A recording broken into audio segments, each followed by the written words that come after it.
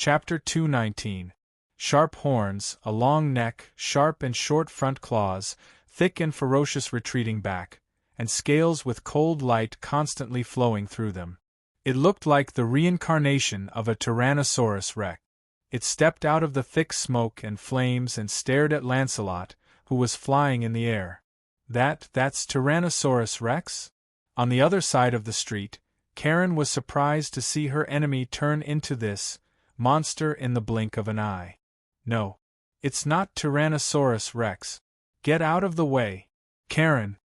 As soon as Ray Minkai shouted, the monster, which looked somewhat similar to Tyrannosaurus Rex, flicked its tail without warning, and a flash of light drew an arc in the void, striking towards the Red Lotus second style.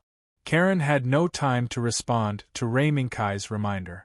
She gritted her teeth and steered the Red Lotus second style to quickly avoid the attack route of the flash of light that broke through the air. Buzz!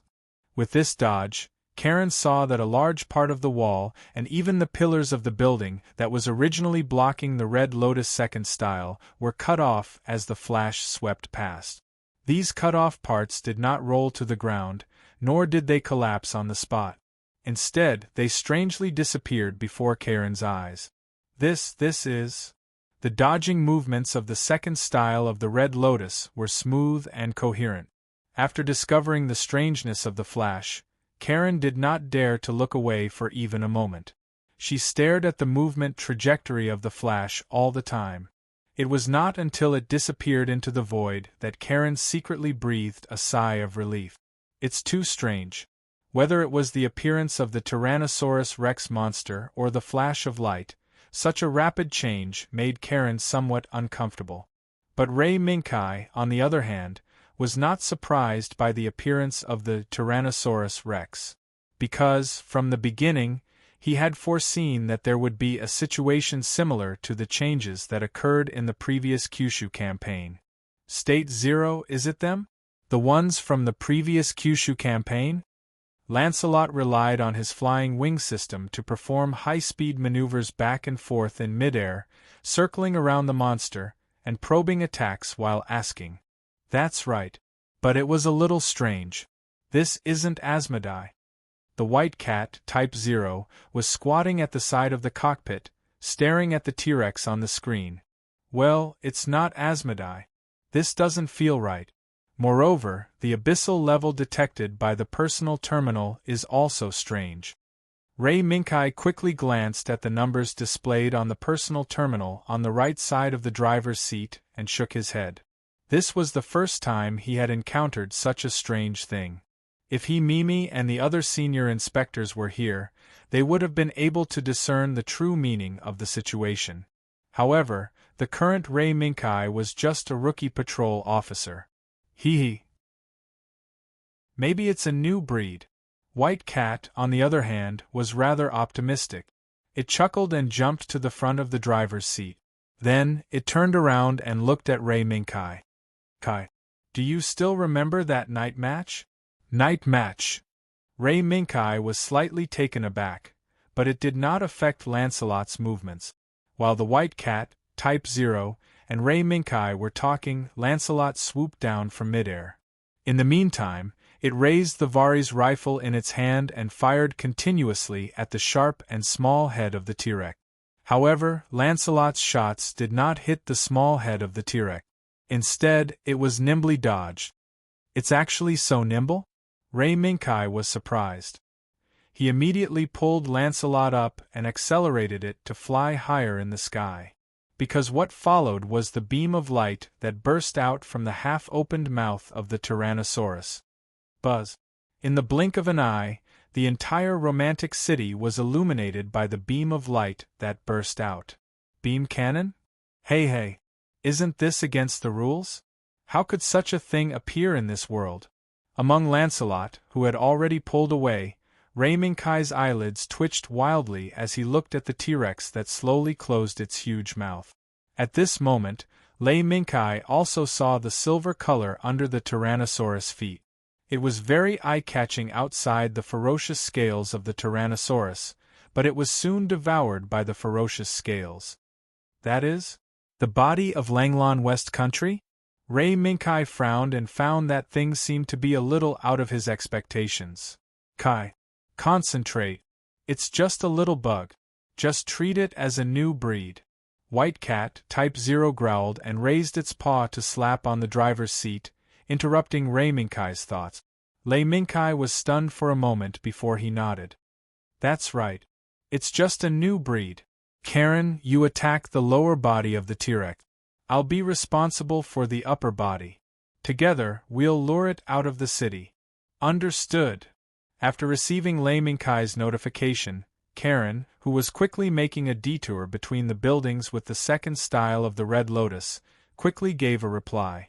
At the same time, Karen also took advantage of the free time of the second style of Red Lotus to look in the direction where Sean and the others retreated.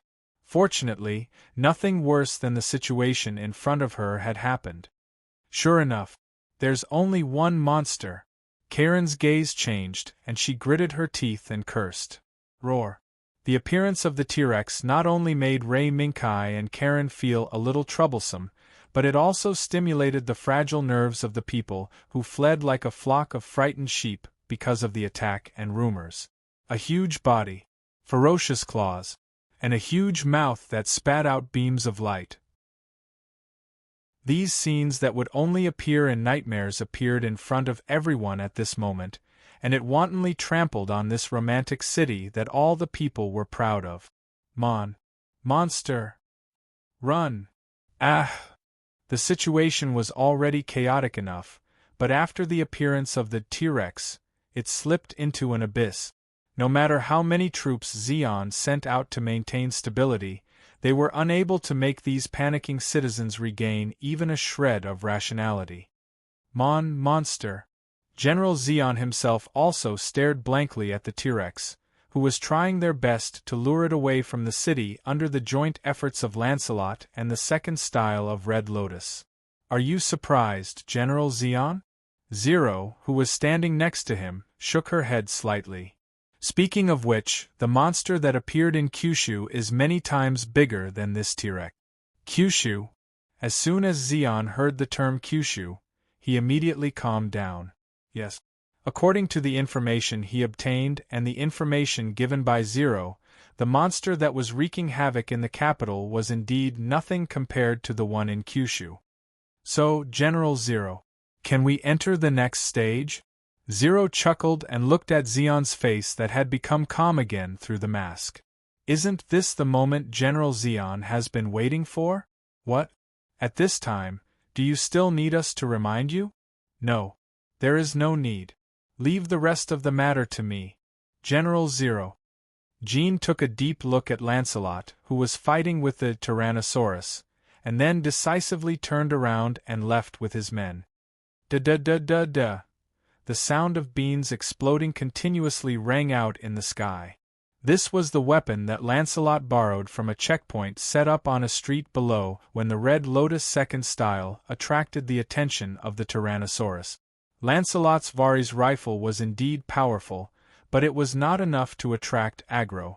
After all, the more powerful a weapon was, the more limited its ammunition was.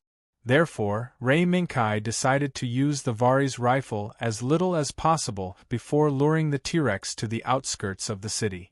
But then again, although the power of the machine gun in Lancelot's hands could not tear through the defense of the T-Rex, it could make the T-Rex constantly stare at Lancelot. Good. Come here.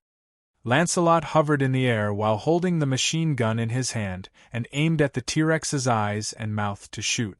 Da-da-da-da-da. Although these seemed to be the weaknesses of the Tyrannosaurus, they were actually easily blocked by the Tyrannosaurus. Roar! Don't think that these little tricks can hurt me. I am a jury. Obviously, Lancelot's attack had caused this Tyrannosaurus to fall into a frenzy. Even its identity had been exposed in this rage without reservation. A jury? Wasn't he flattened by the Longfong lion? Hearing this name, Ray Minkai immediately remembered that during the rescue of Cornelia, he seemed to have been flattened by the Longfong lion. Surprised? Yes. You must be very surprised. Because I crawled out of hell. Roar! Azuri's voice came from the T-Rex's body and converged into a sharp roar in the air. Taking advantage of the moment when Tyrannosaurus Rex, that is, Azura, stood in place and roared, Karen once again rushed forward with the Red Lotus II and stuck her right claw on the left leg of Tyrannosaurus Rex. Whether you are Azuri, or a monster, now die for me! Boom! With Karen's decisive button, radiation waves once again raged on the monster's body. Lumps of various sizes floated up, constantly twisting the T-Rex's body from bottom to top. It seemed that the T-Rex was about to be torn apart by the power of radiation waves. When Karen saw that it was almost time, she immediately retreated with the Red Lotus second style. At the same time, she did not forget to observe the T-Rex that was on the verge of collapse due to the radiation wave. Did it work? No. Karen, get out of there. The answer to Karen's question was not the fact in front of her, but Ray Minkai's sharp reminder. As soon as Karen heard it, she subconsciously dodged according to Lei Minkai's reminder. But the moment she dodged, a blazing ray suddenly erupted in front of her and swept straight across the place where the second style of the Red Lotus was originally located, leaving behind a deep pit and the melted buildings. Roar! Almost at the same time, the Tyrannosaurus, that should have been destroyed by the radiation waves, let out a pained roar. The lumps of various sizes that had occupied its entire body and almost twisted it into destruction suddenly calmed down after surging for a while and sank into the monster's body. This scene made Karen incredulous. An even more unbelievable scene followed in the next moment. The back of the Tyrannosaurus suddenly flipped, and lumps of various sizes appeared on the back of the Tyrannosaurus, one after another, as if they wanted to make some big news on the back of the Tyrannosaurus. They kept surging and rolling. No, Kai. The White Cat State Zero issued a warning. Lancelot immediately threw away the machine gun in his hand and replaced it with 2 radiation vibrasword. As he quickly rushed to the sky, he turned around and descended from the sky at a 90 degrees angle. The target. It was the pair of rolling lumps on the back of the T-Rex. Clang. It was slow to say, but fast to do. In just the blink of an eye, the radiation vibrasword in the hands of Lancelot, who descended from the sky, slashed on the pair of lumps on the back of the T-Rex. When the sound of metal colliding rang, the sword in Lancelot's hand also paused for a moment, but Ray Minkai and Lancelot still swung their swords smoothly and cut off the lumps on the back of the T-Rex. Kai. Run! However, the moment the lumps separated from the body of the T-Rex, the White Cat State Zero's warning sounded again. Ray Minkai did not dare to neglect. The moment the White Cat State Zero's voice sounded, he once again pulled Lancelot's flying height and accelerated to escape from the space around the T-Rex. Boom! The moment Lancelot broke away, the huge lumps that had been cut off exploded with a loud bang. Is this the radiation wave of the Red Lotus second style? Looking at the familiar explosion, Ray Minkai was half surprised and half puzzled. This monster can devour radiation waves. Kai, tell the little girl not to use that trick again. Otherwise, Lancelot can cut it once, but not a second time. The White Cat State Zero looked back and forth at the T-Rex, trying to get a trace of information from it. Devour? Evolve? If Lancelot hadn't chopped off those lumps in time, would this Tyrannosaurus have evolved into a pair of wings? Reality did not give Ray Minkai too much time to guess. After discovering that Lancelot had once again ruined his good deed, Asherai no longer focused on Lancelot. Instead, he focused on the surrounding buildings and the people running around in the nearby street. Not good. Karen, other than the radiation wave, you can use any other attack. As soon as he saw the T-Rex showing an indiscriminate attack, Ray Minkai no longer cared about saving ammunition and went all out. The blade in Lancelot's right hand had been replaced by the Vari's rifle. Under the powerful bullets of the Vari's rifle, the T-Rex's indiscriminate attack was quickly suppressed. Roar! The T-Rex swung its tail left and right, and 3 flashes of light flashed out. The formation of 1 in front and 2 behind rushed toward Lancelot.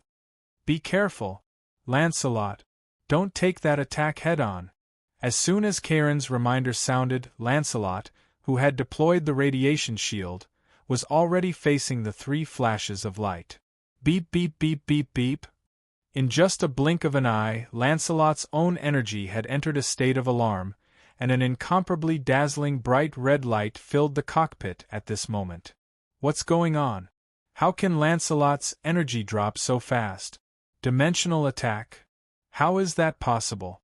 Ray Minkai looked at the energy meter in front of him that was constantly alerting him in surprise. Could it be, this monster is a dimensional beast? Chapter 220. The radiation shield on Lancelot's hands had become extremely dim, as if it would shatter in the next second. Moreover, after resisting the T-Rex's attack, Lancelot's energy had decreased, causing the light wings that he used to fly in the air to have an energy crisis. It could no longer provide Lancelot with the ability to fly freely in the sky. Lancelot, are you okay? Just like Lancelot, Charon also drove the Nightmare special machine gun that she had obtained from the nearby checkpoint. While attracting attacks from the T-Rex, she called out to Lancelot. Barely. Ray Minkai smiled bitterly and shook his head. Although Lancelot's radiation shield had blocked the strange flashing attack, it had exhausted Lancelot's energy. Now that he was able to land safely, it was already considered Dashin's misfortune. If you can still move, get out of here quickly. This big guy seems to have taken a liking to you. Under the continuous shooting of the Red Lotus, the T-Rex, whose body was covered in sparks, still took firm steps and rushed toward Lancelot's position. All the buildings in front of it were all knocked away and destroyed in an incomparably barbaric manner. This unreasonable manner made it difficult for the Red Lotus in front to block it. Ray Minkai did not dare to be negligent. He reacted quickly and let Lancelot burst out with the last trace of energy. The moment the T-Rex rushed in front of them, they narrowly avoided its collision path. But because of this, Lancelot's energy finally reached the bottom. Ka. Ray Minkai pulled the lever a few times and shook his head helplessly. State 0, looks like I'll have to rely on you next. Who told you not to drive the pirate Gouda over? White Cat State 0 glanced at Ray Minkai in disdain, then jumped and disappeared into the screen in front of Ray Minkai that was already red. In the blink of an eye, the screen that was red due to the exhaustion of energy suddenly became bright. At the same time, the zero energy meter at the bottom of the screen seemed to have received a strong and powerful replenishment. It suddenly bounced from the bottom of the valley with a strong force and soared directly from 0 to 100%. In just a few seconds there was even an exceptional performance. This was an internal performance.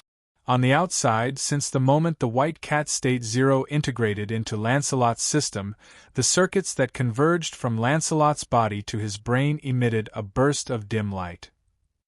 Lancelot! Wham! Bang bang! What? When the second style of the Red Lotus was disrupting the shooting, Charon's heart suddenly beat rapidly. An indescribable panic spread from the depths of Charon's heart to her limbs at this moment. She was caught off guard and was almost swept by the T-Rex's tail. Charon, leave this to me. Cover the shooting, please.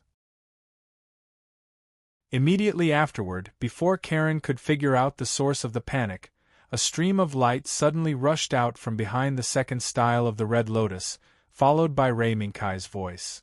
Lancelot? How can it be? Wasn't there no energy just now? Charon looked at the stream of light that rushed to the front of the T-Rex in surprise. Even if it's a last-minute battery change, it can't be done in such a short time, right? There will always be a way. Charon, we have to lead this big guy away. While Ray Minkai was explaining, Lancelot, who had completely abandoned the Vari's rifle, held 2 swords and rushed to the T-Rex's feet like a stream of light. Buzz buzz buzz. The radiation vibrating sword, which was used at full strength, constantly roared. Mecha's eyes were also fixed on the pair of thick feet in front of him. Buzz! The unique red light of the radiation vibrating sword flashed, and the sharp blade had already cut the joint of the T-Rex's left foot. Clang! The moment a roar sounded, a huge rebound force violently attacked Lancelot along the blade. "TSK. It's actually so hard." The quick-witted Mecha did not hesitate. When he realized that his sword was unable to cut through the Tyrannosaurus' strange but sturdy scales, he immediately retreated. He turned into a stream of light and charged into the air from the ground, heading straight for the Tyrannosaurus' eyes. If the Tyrannosaurus' strange scales allowed it to ignore most weapons, including the radiant vibrating sword, then its eyes might be one of its few weaknesses. Roar! Just as Lancelot rushed into the air, and before he had the time to stab the T-Rex's eyes with his sword, the T-Rex roared and swung its tail. The flash of light that had caused Lancelot to run out of energy and almost die on the battlefield appeared again. Kai! Dodge! Even if Lancelot has me to support him, you can't just waste your energy like this. White Cat State Zero, who had merged with Lancelot and temporarily became Lancelot's energy core, could not help but remind him. It was afraid that Mecha would once again recklessly take on the attack that was no different from a dimensional attack because of its existence. Understood. White Cat State Zero's worries were unnecessary. After witnessing the strangeness of this Tyrannosaurus flash attack, Mecha no longer dared to be careless. Hence, the moment the T-Rex swung its tail and released several arc-shaped flashes, Lancelot's figure that was flying in the air also became illusory. Sometimes it was left, sometimes it was right, sometimes it was up, sometimes it was down, whether it was circling left and right, up and down, in the blink of an eye, in the eyes of the T-Rex, Lancelot seemed to have changed from one to several, dozens, and even hundreds of Lancelot. In an instant, Lancelot's silhouettes had turned into over 100 in front of the tyrannical dragon, causing the strange flashing attack to be completely useless as it shattered more than 10 of Lancelot's silhouettes before finally dissipating in midair. How could this be? My attack actually missed. Inside the Tyrannosaurus, Ashur, who could barely maintain his consciousness, looked at Lancelot in shock. Although more than 10 of his afterimages had been destroyed, Lancelot was still able to create enough afterimages to confuse him. In the next moment, a cold light flashed in front of Asu's eyes. Being stimulated by this cold light, Asu subconsciously closed his eyes. At the same time, the Tyrannosaurus that had almost merged with him also closed its eyes. Clang! A sound of gold and iron colliding exploded.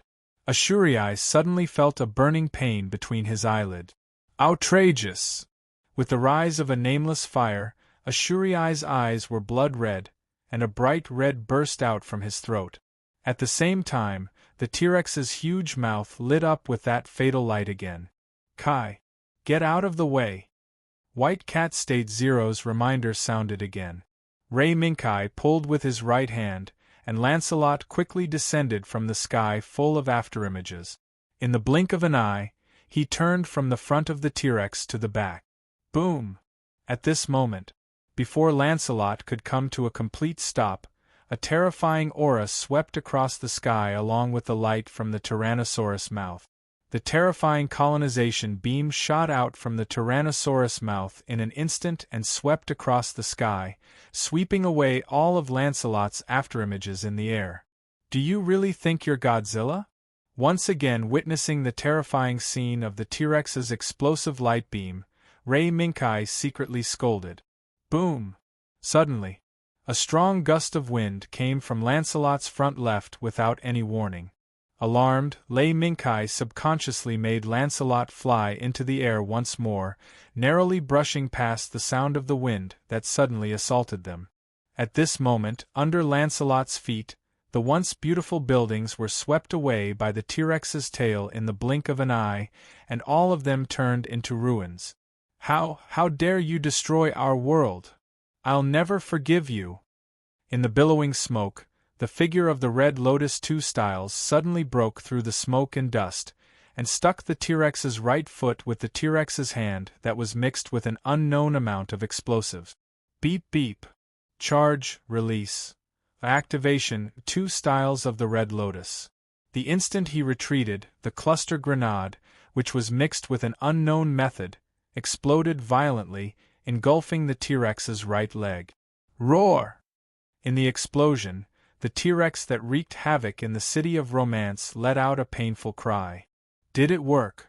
Lancelot, who was hovering in the air, constantly observed the T-Rex's movements with the electronic eye.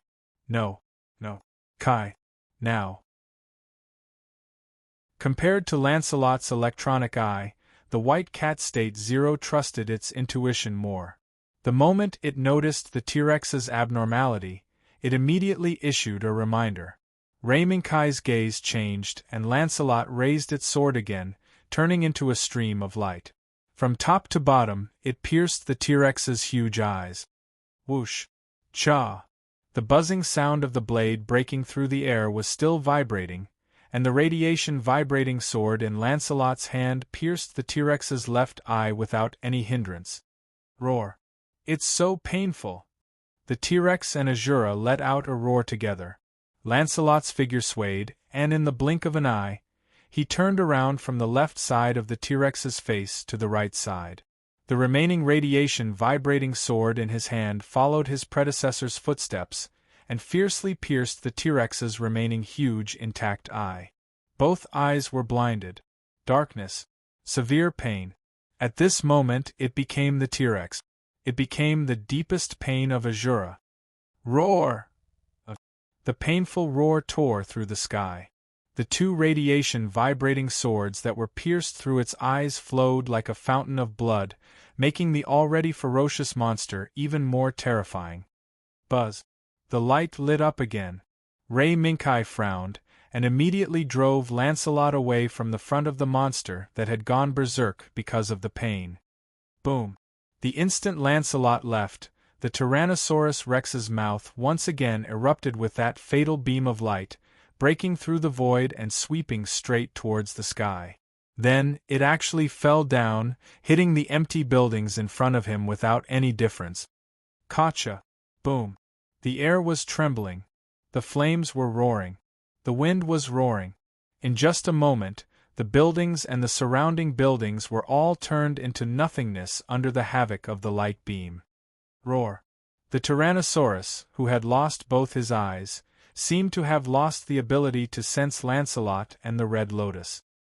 He could only rely on his aimless destructive methods to constantly wreak havoc on the buildings and enemies that appeared around him. It seems that our battle has failed. Nearly half of the city has been destroyed. Standing on the top of a tall building not far away, Karen smiled bitterly. Although this is not what we want, we have tried our best.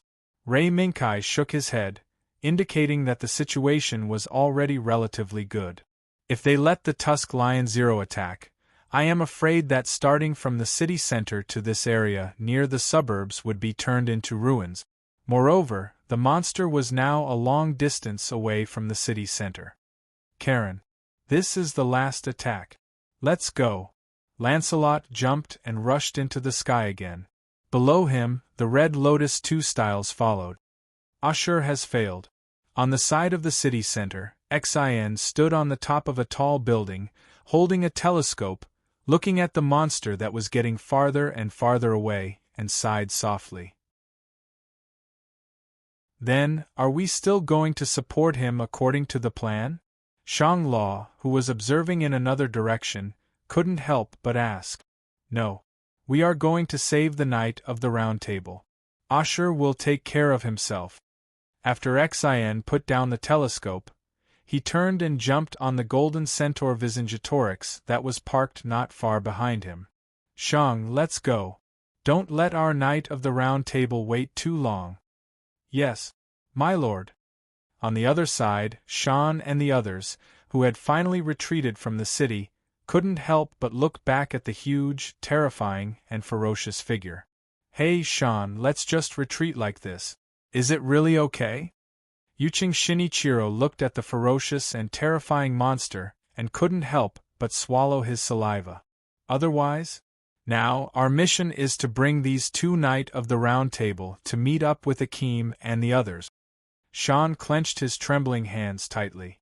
Not to mention Yuching Shinichiro, even he couldn't help but tremble when he saw the ferocious monster. This had nothing to do with courage. This was from the heart, no, it was from the fear of the monster that was hidden deep in the genes. Sean didn't know how to deal with this fear, so he could only do the task in front of him well. Sean. Black Knight Regiment, listen up. From now on, you must return to the White Wolf Fort without looking back. Even if someone falls on the way, you are not allowed to look back. Do you understand? At this moment, Zero's communication device rang. Sean and the others were stunned for a moment, but they still responded decisively. Through the binoculars, he could see that after receiving his order, the Black Knight Regiment's movements quietly became faster. Zero couldn't help but nod his head. We can move on to the next step of the plan. In the empty room, Zero casually picked up the chess piece beside him and gestured on the chessboard. When that monster is wreaking havoc in the city, the 4 Knight regiments won't let go of this good opportunity. Therefore, I'm afraid Sean and the others will be attacked next. Zero chuckled and placed the chess piece that represented the Knight regiment on the chessboard. Leave this to Alexander and the others. Next, it was the most crucial part of this battle. Zero raised his head and looked at the monster that was being attacked by Lancelot and the second style of the Red Lotus. Now, the capital's defense circle is in chaos because of this monster's sudden attack. This is undoubtedly the best opportunity. If it's me, then. On the other side of the ocean, Imperial capital, Pandora. The young emperor sitting on the high throne slowly stood up, raised his hand and swept it across his eyes. He loudly ordered, "Let's go! Attack!" In the name of the 99th Emperor of the Britannia Empire, Lu Lucio v. Britannia, the 4 Knight regiments that protect Europe. Use your spears, swords, and the Nightmare Knight regiment that you are so proud of to destroy the enemy that has already fallen into chaos. Strike a fatal blow to their fragile heart. Yes, Your Majesty. All hail Britannia. All hail Lelouch. Under the Emperor's command, the Knight regiment that was entrenched in northern Europe, hanging high on the neck of Langlon West, poured out at this moment. Among them, the beautiful woman Phyllis was also among them. Behind her, there were 2 figures shrouded in huge cloaks. Chapter 221. White Wolf Fort. An oppressive low pressure hovered above the command hall, snatching away the atmosphere of the lively beautiful girls from Class CIC. And the source of this low pressure was a combination that made everyone not dare to complain anymore. As the new commander of White Wolf Fort, Layla, and the 2 princesses of the Empire, Euphemia and Cornelia, the combination of the 3 of them was the culprit that caused the low pressure. However, even so, no one present dared to complain. They just silently did the work at hand. Commander! Found a feedback signal. Anna, the only girl who could report the situation to Layla, opened her mouth at the moment when everyone was on the verge of exploding from the pressure. Quick! Analyze it and put the results on the main screen. Layla's eyes flashed as she gave the order decisively. The next moment, the beautiful girl's assistants, who had already understood, put the results of the analysis on the main screen. As expected, they're here. As soon as Layla saw the feedback signal after the analysis, an expression of, as expected, appeared on her young face. That's for sure. Now, the defense network of the capital region has fallen into chaos. No matter what kind of trap is behind this temptation is enough to make any rational commander unable to resist giving it a try. As the famous Valkyrie of the Britannia Empire, Cornelia smiled as she looked at the results presented on the main screen. It's just that I didn't expect him, the Emperor, to have a time when he couldn't resist. From our experience with him, he doesn't seem to be the kind of person who is in a hurry for success. Euphemia also expressed her opinion. Not in a hurry for success? Cornelia raised her eyebrows slightly and chuckled a few times. Maybe. But now, this battle is no longer just about the monsters ravaging the capital. It's a battle to destroy the country. Commander Layla, have you thought it through? After Cornelia mercilessly pointed out the predicament that Langlon West was facing, Layla fell into deep thought, while the others showed various expressions. But judging from the results, most of the beautiful girls sitting in the command center suppressed the fear in their hearts, forced themselves to sit down, and continued to work. Of course, Cornelia was surprised to see the mountain of flesh among these beauties, and had a whole new level of respect for it. Unexpectedly, the calmest person was this big fatty. Your Highness, how confident are His Excellency Rei Minkai and Her Excellency Zero's plan? Layla looked up and asked Cornelia. Cornelia smiled mysteriously. Instead of asking me, why don't you ask your own heart? Commander Layla, when it comes to strategy, you are not inferior to any of us. What you lack is the decisiveness and courage to be a qualified general. At this moment, the automatic door of the command center was opened. Walking in from the door was Veretta, who had changed into a fitted driving suit. The brown pearl woman, who had recovered from her injuries and regained her former valiant appearance, straightened her back and saluted Cornelia and Euphemia. Veretta knew of Department Q, reporting under orders. Your Highnesses, please instruct me. Since Rei Minkai's return, everyone in Department Q, including Veretta, strongly requested that the position of Department Q's commander be returned to Rei Minkai. Therefore, Veretta's status had been demoted, and she was once again returned to the ranks of the frontline combatants. Veretta, the next battle is up to you.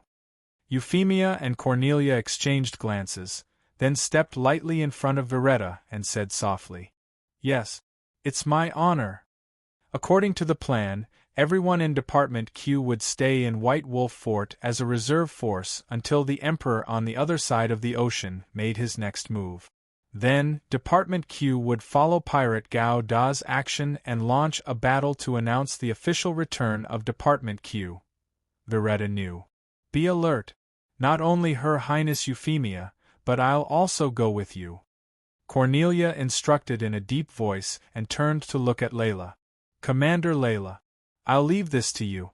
Next, we'll head to the border with Department Q in the shortest time possible and delay the enemy's attack as much as possible. I understand.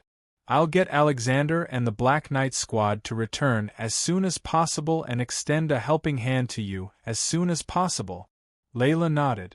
Everything was understood without words. Under Veretta's lead, Cornelia and Euphemia quickly arrived at the underground Naku of White Wolf Fort. Royd and his assistant Cecil had been waiting here for a long time. Welcome, Your Highnesses. I've finally waited for you to come. As soon as they met, Royd showed an unusual enthusiasm to Euphemia.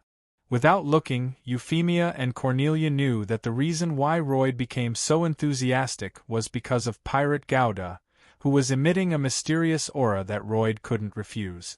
If it wasn't for the impending battle, Royd would probably have already launched an annoying attack on Euphemia and even Rei Minkai, trying to make them nod so that Royd could see with his own eyes, touch with his own hands, and even climb into Pirate Gauda's cockpit. Royd, Guy said that after this battle ends, Pirate Gauda can naturally be studied by you. However, are you really prepared to receive all the information related to Pirate Gauda? This might even topple your outlook on life. Euphemia, who had an amiable smile on her face, inadvertently said something that made Cecil tremble with fear.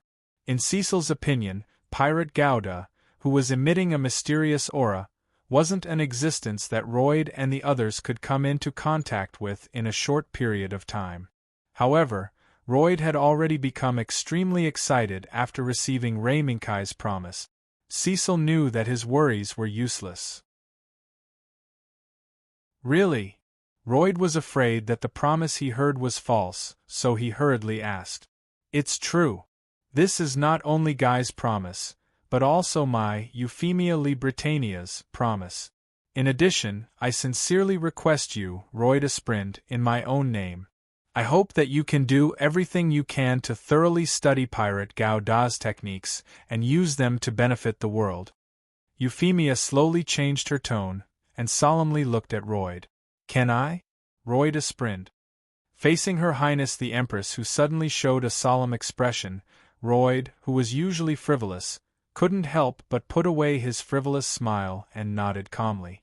If this is your Highness' intention, then Royd Asprind will follow your Highness' guidance and continue forward.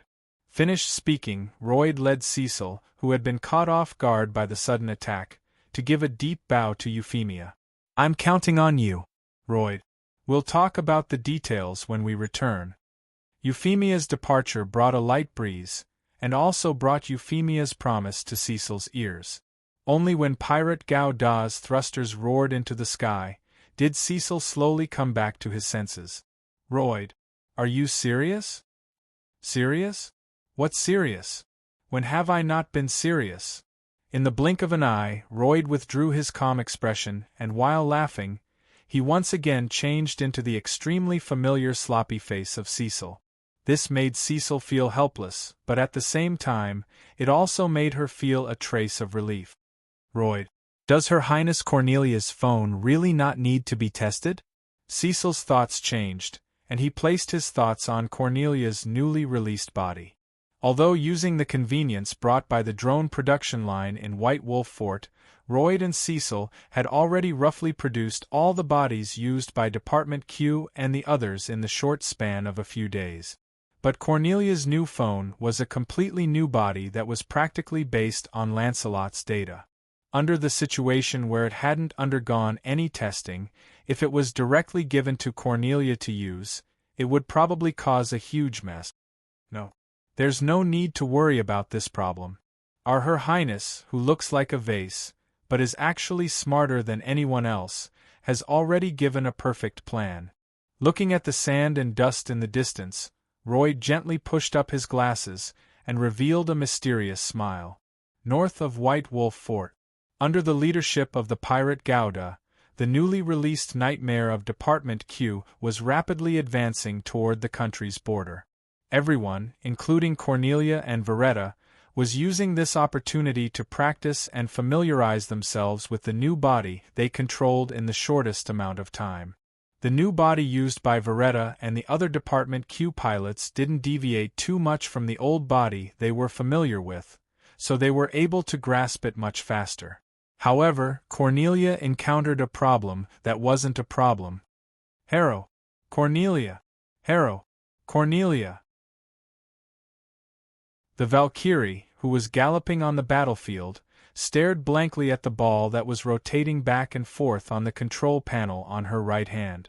This was the purple Harrow that Euphemia temporarily lent to her before she boarded the new body named Messiah. Cornelia helplessly shook her head as she observed Harrow's seemingly stupid yet nimble movements. It was as though it possessed an entire universe within it. How strange! When did UFFI find such a strange but fun thing? Cornelia thought she already had some understanding of Euphemia's experience after she left this world, but in the end, Cornelia still found that Euphemia brought her far more surprises. Harrow. Cornelia. Mistake. Right turn correct. All of a sudden, Purple Harrow turned to Cornelia and bluntly corrected the low-level mistake Cornelia had made in a moment of carelessness. Oh. Cornelia, who was stunned by the Purple Harrow, subconsciously followed the Purple Harrow's instructions and took advantage of this time to master the performance of Messiah as soon as possible. In the sky, the pirate Gauda, who took the lead, slowly landed on a mountain top that was only a few hundred meters high. He looked at the vast plain that had already appeared in front of him. The target coordinates have been reached, but there is no trace of the enemy. Harrow, turn the optical radar output frequency to the maximum. Don't miss any place. Sitting in the driver's seat, Euphemia looked around and issued an order to Harrow. Because he temporarily lent the purple harrow to Cornelia before departure, part of the pirate Gauda's performance was under his personal control. Therefore, the pressure Euphemia had to face was not so easy. It was strange. From the information obtained by the unmanned space carriers at the front line, the 4 major corps that had already begun to move should have already touched the border. Why was it that after the pirate Gauda arrived here, he was surprised to find that there was no trace of the enemy at the border? White Wolf Fort, this is Pirate Number 1. We have reached the target coordinates and there is no trace of the enemy. Please confirm. After the pirate Gauda's various radars scanned back and forth a few times, Euphemia sent a message back to the White Wolf Fort behind, trying to let the White Wolf Fort use the unmanned space carriers to carry out aerial reconnaissance again. Layla's action was swift. After receiving the feedback from Euphemia, the unmanned space carriers hovering at an altitude of 10,000 meters had already begun to move. But the result of their reconnaissance was exactly the same as the pirate Gauda's. On this border, there was no trace of the enemy at all. How can it be? Anna, expand the search area. I don't believe that such a large-scale army would disappear for no reason. Layla could not believe that the result of the unmanned space carrier's reconnaissance was that there was no one at all. Therefore, she once again issued the order to expand the investigation area. While the unmanned space carriers were expanding the search area, the pirate Gauda standing on the mountaintop was not idle either. Compared to Layla, Euphemia had seen all kinds of incredible technology that had appeared in the Gauda world. Especially during the Steel Pulla battle, the fantastic ideas that Euphemia had seen had already proved the possibility of the Gauda world. Harrow, turn on the anti-optical radar and operate it at maximum power. While Euphemia issued the new order, she also let the pirate Gauda quietly change into the rarely used beam rifle. Harrow, understood. Harrow, understood. With the joint operation of Harrow and the others, the silver-gray cloak covering the pirate Gauda's left shoulder suddenly fluttered. Amidst the tumbling of the silver-gray liquid, a small and exquisite radar emerged from the cloak. The instant it fully emerged in this world, an invisible and untouchable wave silently spread out in all directions with the pirate Gundam as its center. Suddenly, the pirate Gauda's eyes suddenly lit up then. The muzzle of the beam rifle in his hand was suddenly raised high, and a beam attack was fired at the empty wasteland in the distance. Buzz! Whoosh! The particles rumbled. The particle beam that was supposed to move forward in a straight line was distorted as if it had collided with something indescribable, changing its flight path and flying to the other side. Seeing this, Euphemia was not surprised. Instead, her eyes flashed with a bright light. Found you.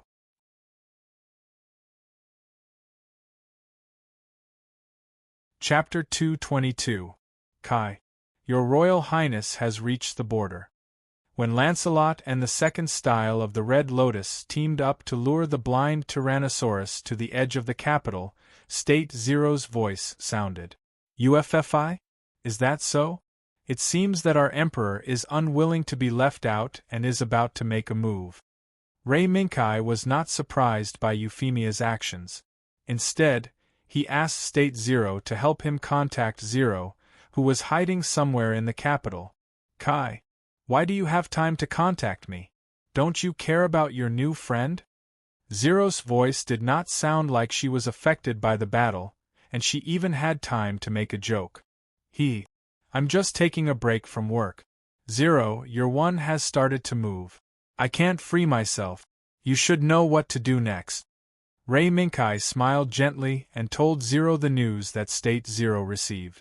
Zero, who was hiding somewhere in the capital, looked up at the burning city and the sky that was burning red. Is that so? If he has started to move, then it's our turn next. Kai, get rid of your pet as soon as possible. After Zero sent a response to Ray Minkai, she opened the communication link with Karen. Karen, cooperate with Lancelot and get rid of that pet as soon as possible. Zero. Radiation wave of the second style of the Red Lotus can be said to be useless now. If the second style of the Red Lotus is still here, I'm afraid it can only be used as a distraction. Karen clenched her teeth tightly and explained the current situation she had encountered. Ever since the attack of the radiation wave just now caused the enemy to suddenly turn into this huge and ferocious venerable, Karen had been wary of the radiation wave, the biggest killing move of the two styles of the Red Lotus. No, it's fine. Karen, your job is to assist Lancelot. Leave the rest to Lancelot. After that, Zero closed the communication without any explanation. Emperor Lelouch, you finally made a move. Zero took a deep look at the other side of the ocean before turning around and disappearing into the darkness. Karen felt helpless. After the radiation wave had lost its effectiveness and became a mutation that would cause the enemy to mutate, she and the second style of the Red Lotus had launched an effective bomb attack against the Tyrannosaurus. But that time, they had already used up all the bombs in the checkpoint nearby. How troublesome!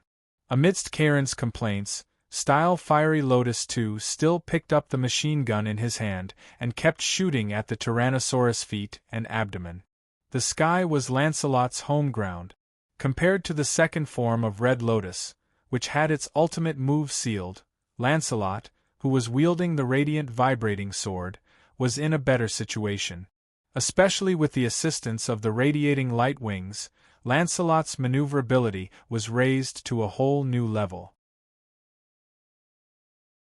He nimbly circled around the Tyrannosaurus' huge head, trying to find an opportunity to directly attack the inside of its mouth. However, now that both of its eyes were blinded by Lancelot, this Tyrannosaurus still maintained a certain degree of sensitivity to the outside world.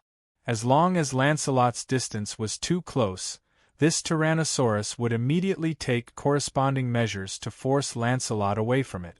And the flash attack that burst out from the tail was one of them. After seeing the flash attack that caused the energy consumption of the radiant shield to sharply increase by several levels, Ray Minkai no longer dared to be too careless. Once again, he directly used the radiant shield to fight head-on. But even so, the Tyrannosaurus that was entrenched in defense, that is, the person hidden deep inside it, Ashura was not a man who was almost entrenched in defense and waiting for rescue. In his opinion, he had now obtained great power. The enemy's capital was also trembling under his feet. How could such a powerful existence be trapped by the obstruction of two small airframes? And even his boss, Shin Hyuga Hinatsum, had to come to the rescue. The more he thought about it, the more Ashura could not forgive himself. He could not forgive this incompetent person who still needed his boss to lend a helping hand even if he had obtained great power. No. How can it be? How can I let Natsum save me? Never. Driven by this willpower, the Tyrannosaurus suddenly let out a roar that resounded through the world. When this roar scattered the surrounding clouds, it also made the hearts of all the humans who heard this roar sink, as if they had encountered something terrible. Their limbs couldn't help but tremble, unable to move freely. It's time to go all out. As one of the opponents of the Tyrannosaurus, Karen's eyes flashed with a hint of graveness. And coincidentally, the machine gun in the Red Lotus 2's hand also happened to run out of bullets at this moment. TSK. Out of ammunition? It seems that the next battle will be a hand-to-hand battle. Karen. Listen to my orders. I need the Red Lotus 2 to open a passage in this position. As Ray Minkai's voice sounded, a moving diagram lit up in the cockpit of the Red Lotus 2. This is? Are you sure? With a glance, Karen discovered that this seemingly simple diagram was actually very difficult to understand. Yes. As long as you can complete my request within the specified time. Ray Minkai's answer was clear and affirmative. Good. Give the instructions when you're ready. Karen nodded straightforwardly. Ray Minkai responded, and Lancelot once again raised both swords, rushed straight into the sky, and then rushed down at a nearly 90 degrees angle. In an instant, The whole world resounded with the whistling sound of Lancelot's rapid fall. Close, close, close. Even without Lancelot's electronic eyes, Ray Minkai could clearly see the sharp horn on the Tyrannosaurus head. Clang! The sword chimes sounded, and the two swords in Lancelot's hands changed direction and went straight for the head of the Tyrannosaurus monster in a crisscross manner. However, the moment before Lancelot was about to fall on the head of the Tyrannosaurus monster, the Tyrannosaurus suddenly raised its head. A bright light shot out from its mouth. The beam attack from before appeared again at this critical moment. At this moment, Lancelot, who was its target, was already within reach, and there was almost no way to avoid it. Boom! Rumble! An earth-shattering explosion rang out, a dazzling light that took away the day. There was also a huge beam of light that passed through the outskirts of the capital and rushed straight into the distance. This was what all the humans in the capital circle were witnessing with their own eyes. Karen was stunned, but the next moment, she was awakened by Ray Minkai's voice. Karen, what are you still standing there for? Hurry! Now is the chance. Ray Minkai's voice came from the light, and Karen did not even see where he was. She subconsciously moved toward the next location according to the route that Ray Minkai had given her. The light gradually faded, and the sky returned to its previous appearance.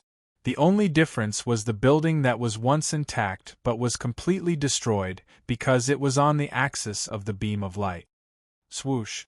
Two flashes of light flashed in midair. Ray Minkai focused his gaze, and Lancelot easily dodged it, allowing it to disappear in midair. Roar! The Tyrannosaurus monster's blind eyes suddenly surged.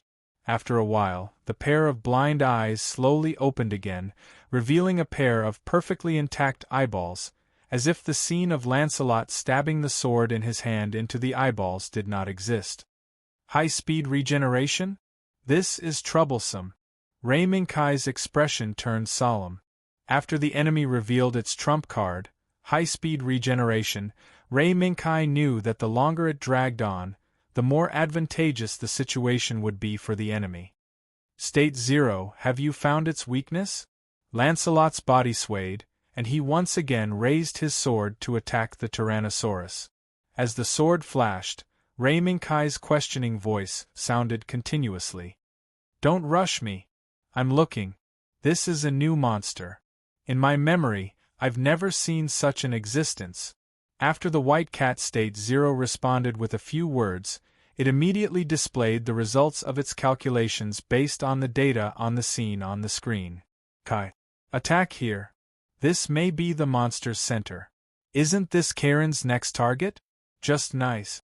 Ray Minkai glanced at it, then ignored it, and focused on using all his skills to attract the attention of the Tyrannosaurus and Asherai. This would allow Karen's next move to be smoother. Don't run. I saw you, Lion. After Asherai saw Lancelot showing a look of wanting to retreat, it impatiently chased after him. Unexpectedly, it fell into Ray Minkai's trap.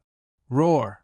Lancelot flew at high speed in front, and the Tyrannosaurus monster behind him took heavy steps and chased closely behind.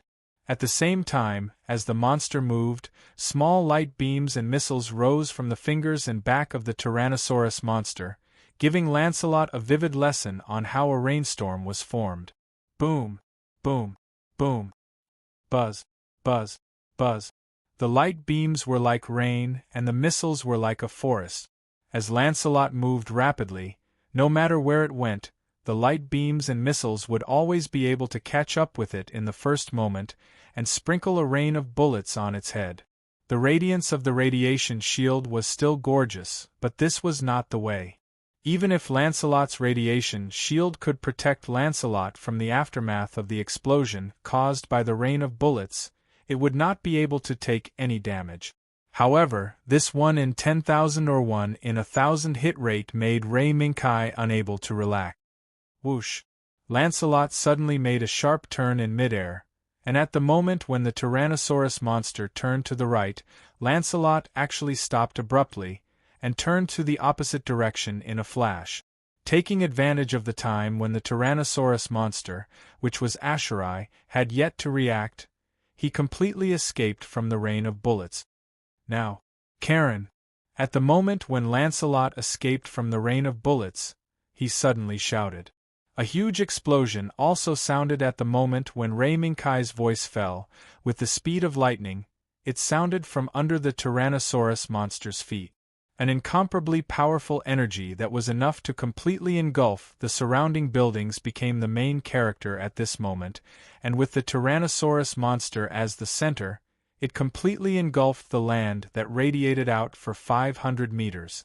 In the blink of an eye, the Tyrannosaurus monster was trapped in this rapidly collapsing area. Humph! This is just a small trick. How can it be possible to trap me here? Inside the Tyrannosaurus monster, Asherai sneered coldly. Just when he was about to take action to express his disdain for this small trick, a chill suddenly appeared from his waist without any reason and quickly rushed to his brain, causing him to subconsciously shiver a few times. Zila! A sound similar to the sound of cloth being torn apart was heard. Asherai was startled, and a powerful force suddenly erupted from his body, causing the Tyrannosaurus monster that was trapped in this huge deep pit created by the second style of Red Lotus to struggle frantically. Who? The big tail with sharp barbs kept sweeping back and forth behind the Tyrannosaurus monster. This was the direction where the chill that Asherai felt came from. However, he could only take care of this place, but he couldn't take care of other places. As soon as the chill from his back disappeared, the chill appeared on the top of his head, causing Asherai to feel extremely annoyed. Especially at this moment, half of the Tyrannosaurus monster's body was buried in the deep pit created by the second style of Red Lotus, so the range that it could move around was not very large. Clang! Sparks flew everywhere. The two swords in Lancelot's hands fiercely cut a cross-shaped wound on the Tyrannosaurus monster's head. Although this was the body of the Tyrannosaurus monster, it made Asherai feel the pain and humiliation as if it was his own body. Roar!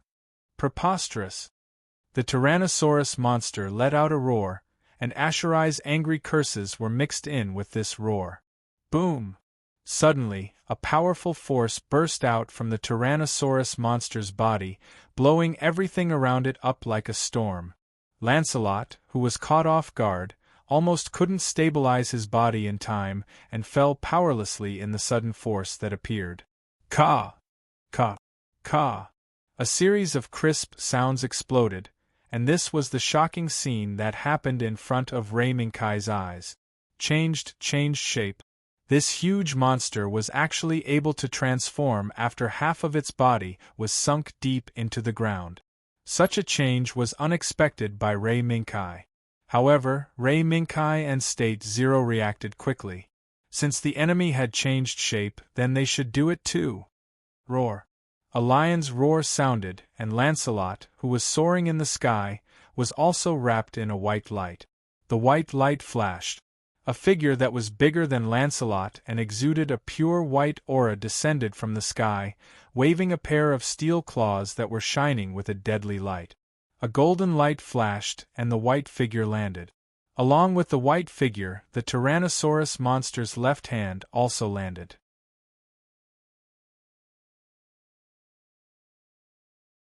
Chapter 223. When the Red Lotus second style completed the mission given to it by Lei Minkai, it emerged from the underground tunnel that had been prepared in advance. When it returned to the surface, there were already two figures that were larger than the Red Lotus second style standing on the collapsed battlefield. Lion, where's Lancelot? When Karen saw the white beast confronting the red giant, she subconsciously exclaimed. Because she recognized the identity of the tusked lion at first glance, and the red giant that was confronting the tusked lion could be seen from the scales on his body and some strange characteristics. This red giant should have some kind of connection with the Tyrannosaurus monster from before. Karen, you did well. Now you can go and join Sean and the others. Rei Minkai's voice sounded, but Karen did not immediately agree. But this giant is transformed from the T-Rex monster, right? Can you deal with it alone? Go. Leave it to me and the long-fanged lion here. Zero agrees as well. In order to let Karen leave the battle area as soon as possible, Ray Minkai even brought out Zero's name. Helplessly, Karen finally drove the second form of Red Lotus away from the dilapidated battlefield. Hey! This little girl is very concerned about the masked kid. Kai, let's not talk too much. Go all out. After a smile, State Zero suddenly said in a serious tone. No matter how State Zero searched his memories, there was no relevant information about the enemy in front of him. Therefore, the enemy with the ability to transform in front of him was probably a troublesome existence. Okay. Ray Minkai gently pushed with his right hand, and the long-fanged lion's four limbs stomped on the ground and disappeared. The wind whistled. A golden light flashed in midair. Boom! When the red giant raised its arm to block, it blocked the golden light. As a result, the momentum of the long-fang lion's Zero style that leaped into the air and slapped out with its claws was exhausted. Hey! You finally came out, lion! Amidst the wrestling between the giant and the lion, a Shuriai's arrogant voice sounded. After re-witnessing the appearance of the long-fanged lion's claw, a Shuriai's memory of being almost killed by the long-fanged lion's claw emerged from the depths of his memory. It's painful, lion. The pain I brought to you last time was really painful. With a Shuriai's roar, the red giant swung his arm and threw the long-fanged lion away. However, the long-fanged lion did not fall into a state of powerlessness after being swung by the red giant's arm. Instead, after a few rounds of somersaults in the air, it landed steadily on the ground without any injuries.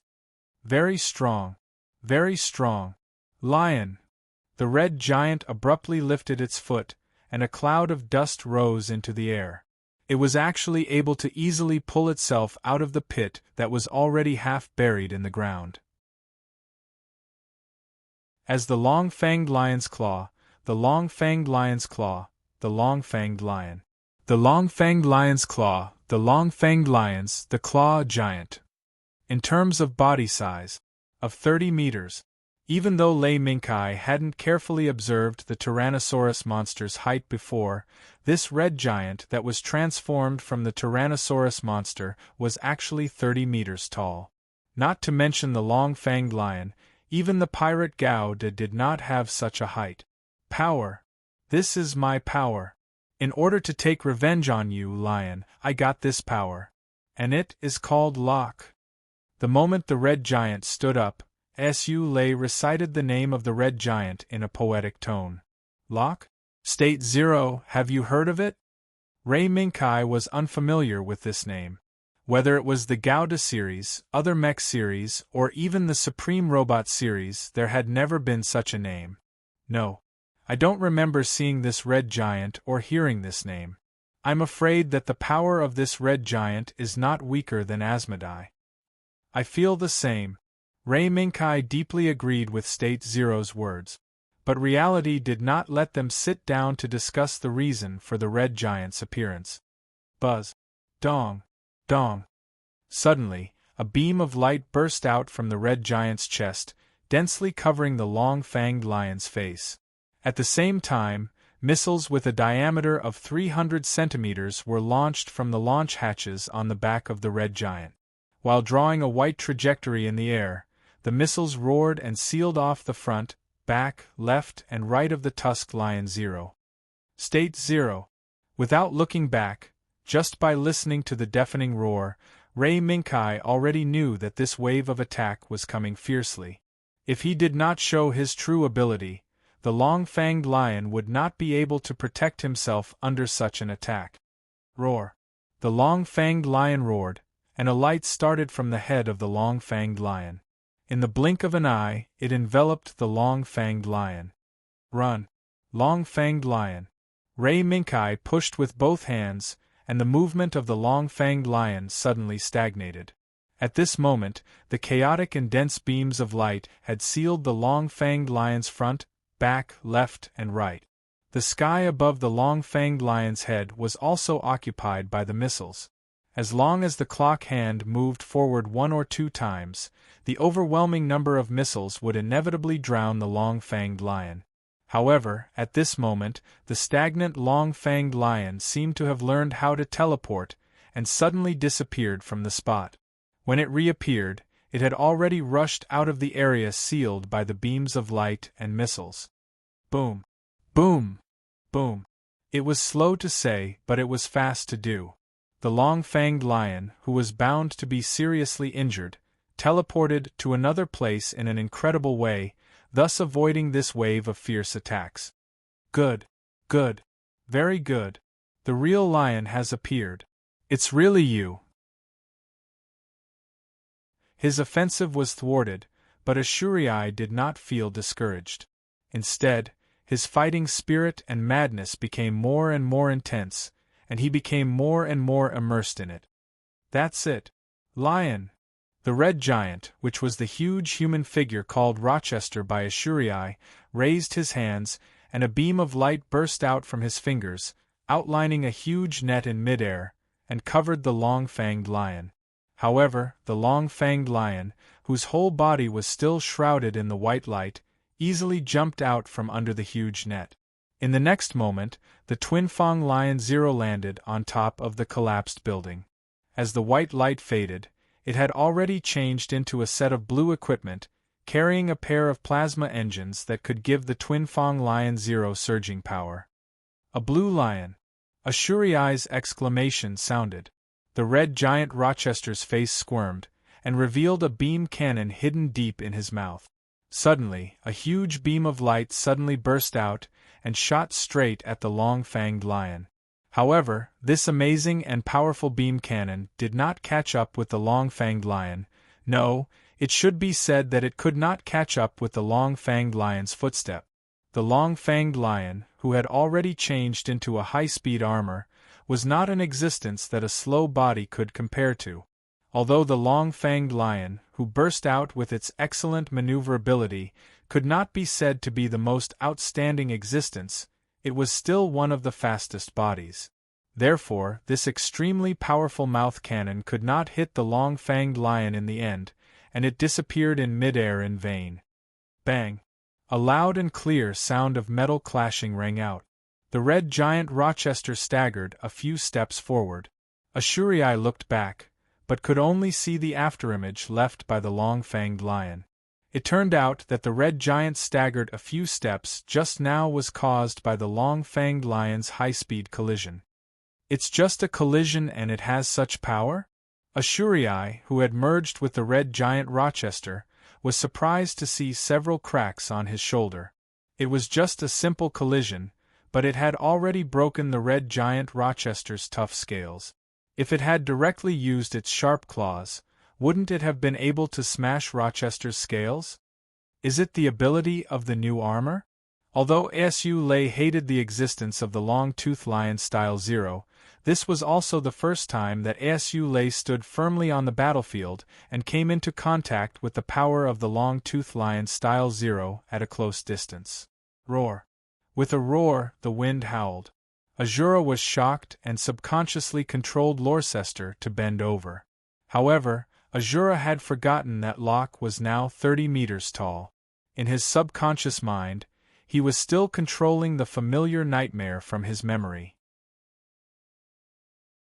As a result, Ashuri was able to protect Locke's head and other vital parts from the lion's laser claws, but he wasn't able to protect Locke's waist from the lion's laser claws. Rip! When an ear-piercing and unpleasant sound of metal breaking was heard, Ashuri was also eroded by a heart-wrenching pain. Ah! A miserable howl that came from the bottom of his heart was constantly tormenting Ashuri's nerves, but Ashuri's spirit was sinking into the abyss of madness because of this intense pain. So painful. Lion! Amidst the pain, Ashuri raised his arm, causing Locke to raise his left arm and swing it back, trying to slap the long-toothed lion away. In the end, it was still futile. The long-toothed lion, which had excellent high-speed performance, didn't continue fighting after the first attack. Instead, it decisively adopted the strategy of moving away from the red giant lock's side. TSK. It doesn't look very strong. Compared to Asmodai, it's much weaker. As the carnivore lion moved quickly, State Zero's contempt was revealed in his words. Don't be careless. Although it's far from reaching level 3, I feel that this red giant's strength is far more than that. Ray Minkai interrupted State Zero's chuckle and said what he felt. Level 3? Is this the result of the authorities' detector? I remember that at level 3 it seems that you can call for backup. State Zero suddenly remembered that when he returned to this world, the relevant staff had given a similar hint. Yes, but this red giant in front of us hasn't reached the authorities' Abyss level 3 standard. So, we can only deal with it. Ray Minkai nodded, his gaze never leaving Locke. Hey! Since it hasn't reached Asmodai's level, then we don't have to be so cautious. With a flash, the predator lion disappeared into the shadow of a building complex that was mostly collapsed, but it coincidentally formed a support for each other and did not completely collapse. Don't think of escaping. The red giant Locke's 10 fingers spread apart, and beams of light shot out from the front of his fingers. With a dense and dazzling frequency, it went straight to the wreckage.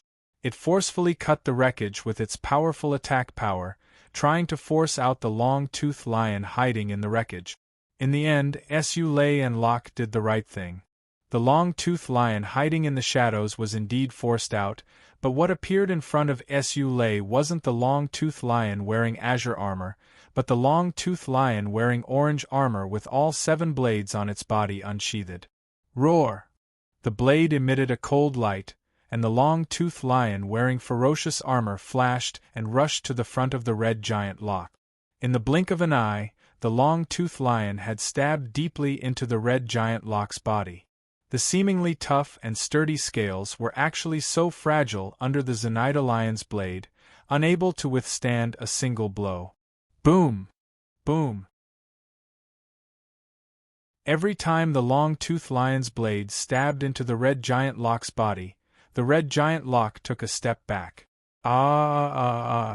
It hurts, With the piercing of the blade, Su Lei was almost pulled into the abyss of pain, and was constantly tortured by the pain. In this increasingly clear and unbreakable pain, Su Lei's eyes were red, blood was flowing out of his 7 orifices, and his face was ferocious. Die! Die! Lion! Die with me! The red giant Locke raised both of his hands, and under the control of the crazy Su Lei, he clenched his fists and smashed them towards the long-toothed lion. At this moment, the long-toothed lion's blade had already pierced deeply into the red giant Locke's body, and it was impossible to pull it out in a short period of time to recreate the teleportation seen just now. However, in the face of the iron fist smashing down from above, Ray Minkai and State Zero were completely fearless. Boom! The air suddenly became restless at this moment. 4 flames also spewed out from the long-toothed lion's shoulders and the top of its legs at this moment. This was the familiar flame that was unique to the plasma engine. Its appearance meant that the long-toothed lion had once again obtained a strong and powerful thrust from the plasma flame. Thus, under the sudden surge of momentum, the red giant Loster subconsciously staggered a step. And because of this step, the iron fist that was smashing down suddenly loosened in midair. No! At this moment, the sword that was circulating with cold light appeared in front of Su Lei's eyes.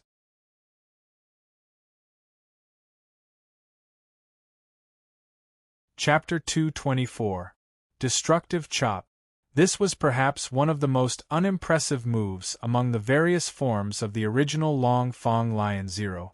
According to Ray Minkai's memory, Destructive Chop didn't have any special effects in the original work.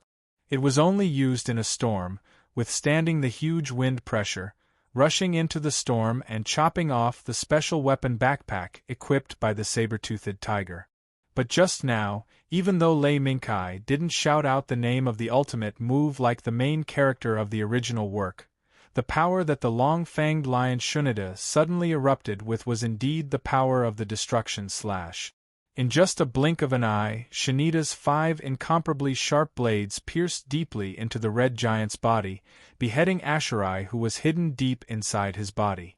Under the powerful destructive force of the destruction slash, the red giant that had plunged the city of romance into a sea of flames and destroyed more than half of the capital was cleaved into two. He crashed onto the land that he had ravaged not long ago. Bang! When the blades returned to their original position, Shunida raised his sharp claws and heavily slapped the red giant's head. Then he raised his head and roared loudly, as if announcing his victory. Xiaoinga! Asherai has failed. The moment the red giant fell, Shang Lao, who had been monitoring Asherai's condition, cried out in surprise. Is that so? This is Asherai's glory. It was also the final destination that he had always dreamed of. Shang, we still have a mission. Compared to Shang Lao's shock, Shin was much calmer. From the very beginning, when he saw Ashur receive the potion from the special envoy who came from Pandora, he already knew Ashur's outcome. Death. This was Asherai's fate and the end he pursued. Asherai, don't worry. There will be more people walking on the road to hell with you. The golden warhorse, Vercingetorix, had already arrived at the edge of the city in the blink of an eye. In the distance, the Black Knight regiment was converging with the Zero troops led by Akim. Shang, follow. Yes. Xiaoinga, under Shin's command. Under the lead of the golden warhorse Vercingetorix, the nightmare troops sent by the spies hidden in the Langlon West Kingdom launched a surprise attack on Arkid and Shan, who had just finished their rendezvous. Woo! Woo! In the air, the sound of rocket launchers and howitzers rang out. In an instant, the location where the Black Knights and Zero were located was drowned in a series of explosions. Enemy? Quick! Spread out! Yuching, take your team and protect the Round Table Knight. The rest, follow me to fight the enemy. When Shan Yi discovered that his side had indeed encountered a sneak attack, he immediately gave the order. On the other side, Akim did the same. However, compared to Fan's order, Arkid had become much more impulsive. This was because the moment Akim discovered the party that launched the sneak attack, he was attracted by the golden mech that stood in front of the nightmare that launched the sneak attack. That is? The moment Akim's gaze met the golden warhorse Vercingetorix, the geas hidden in his body was instantly activated, reminding Akim of that day. That was the day that turned his life upside down. Die. A kid, go to hell. It was a pair of cold and merciless pupils. It was a face that used to be close to him. It was the bloodline of a brother. On that day everything changed. Die. Die. Die. Without any warning, the Alexander that Akim was riding suddenly rushed out of the formation and rushed towards the ambushers without any fear. Hey! Akim! Not to mention Shanlaw, even the members of Zero, Flow Mountain and the others were dumbfounded. This was different from the battle plan that Layla had prepared. Why did Ajid suddenly rush out by himself? Unfortunately, Lei Minkai wasn't here right now. Otherwise, Zhua Shan Lu, and the others' doubts would be answered. However, no matter how confused they were, they still had to support their teammates. Everyone, support Akim with all your strength. Under Shan Law's order, all the nightmare of the Black Knight Regiment immediately changed their battle strategy and supported Akim with all their strength so that he could break through the enemy's blockade. After all, no matter how unexpected Akim's actions were, Shan, Flow Mountain and the others could still understand his actions. Therefore, before Akim came into contact with the enemy leader, they had to create an opportunity for Akim to break through. Da. Zero's Alexander's machine guns and sniper rifles, as well as the rogue modifications used by the Black Knight Regiment, all burst out with their maximum firepower to cover Akim's breakthrough. Xia Yingaking, our intentions have been seen through. As a staff officer, Under the quick reaction of the Black Knight Regiment and Zero, she had already noticed that the enemy had already made preparations for their arrival. If this continued, it wouldn't be as simple as losing a jury alone. I know. But I can't leave yet. Shang, shrink the formation. The 2 round table knight, I'm afraid they will have to stay in the enemy's house for a while. As soon as Xian finished speaking, the golden warhorse Visingetorix raised its front hooves and quickly rushed down the street. It charged straight at Alexander, who was under the firepower support of the Black Knight Regiment and Zero. Akeem? Is that you? The golden warhorse Visingetorix's geared longsword exploded with a roar, rolling up gusts of wind as it slashed at Alexander, who was in a crouching position, quickly rushing over close to the ground. Hum! The roar of a machine rang out. Alexander, who was moving forward at a high speed, suddenly jumped to the side. Just as he narrowly brushed against the blade of the gear-shaped longsword and jumped into the air, he immediately twisted his body and transformed from an arthropod into a human form. Then, Alexander raised his right hand and snapped his wrist. A sharp cold light suddenly shot out from his wrist, and went straight for the head of the golden warhorse Visingetorix. Just as it was about to pierce through the head of the golden warhorse Visingetorix and the cockpit on its back, Alexander's hidden blade suddenly stopped. And what stopped it was the left hand of the golden warhorse Visingetorix.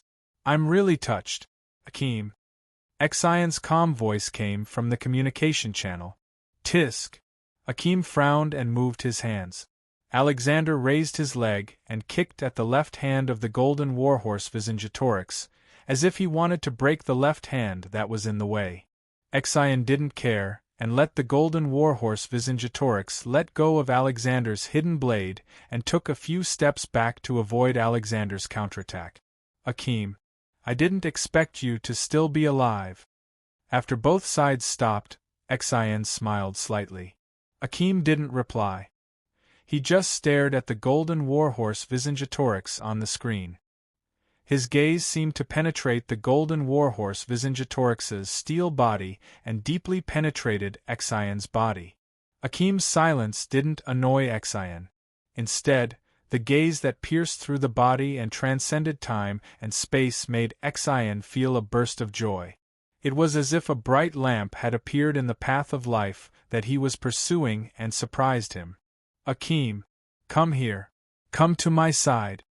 After Xian controlled the golden warhorse Visingetorix to stop Shang Lao's intention to help, he once again sent an invitation to Akeem through the public channel.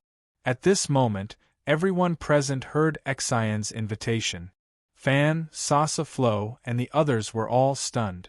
They were almost bitten by nightmare under Shang Lao's command. Akeem, what are you doing?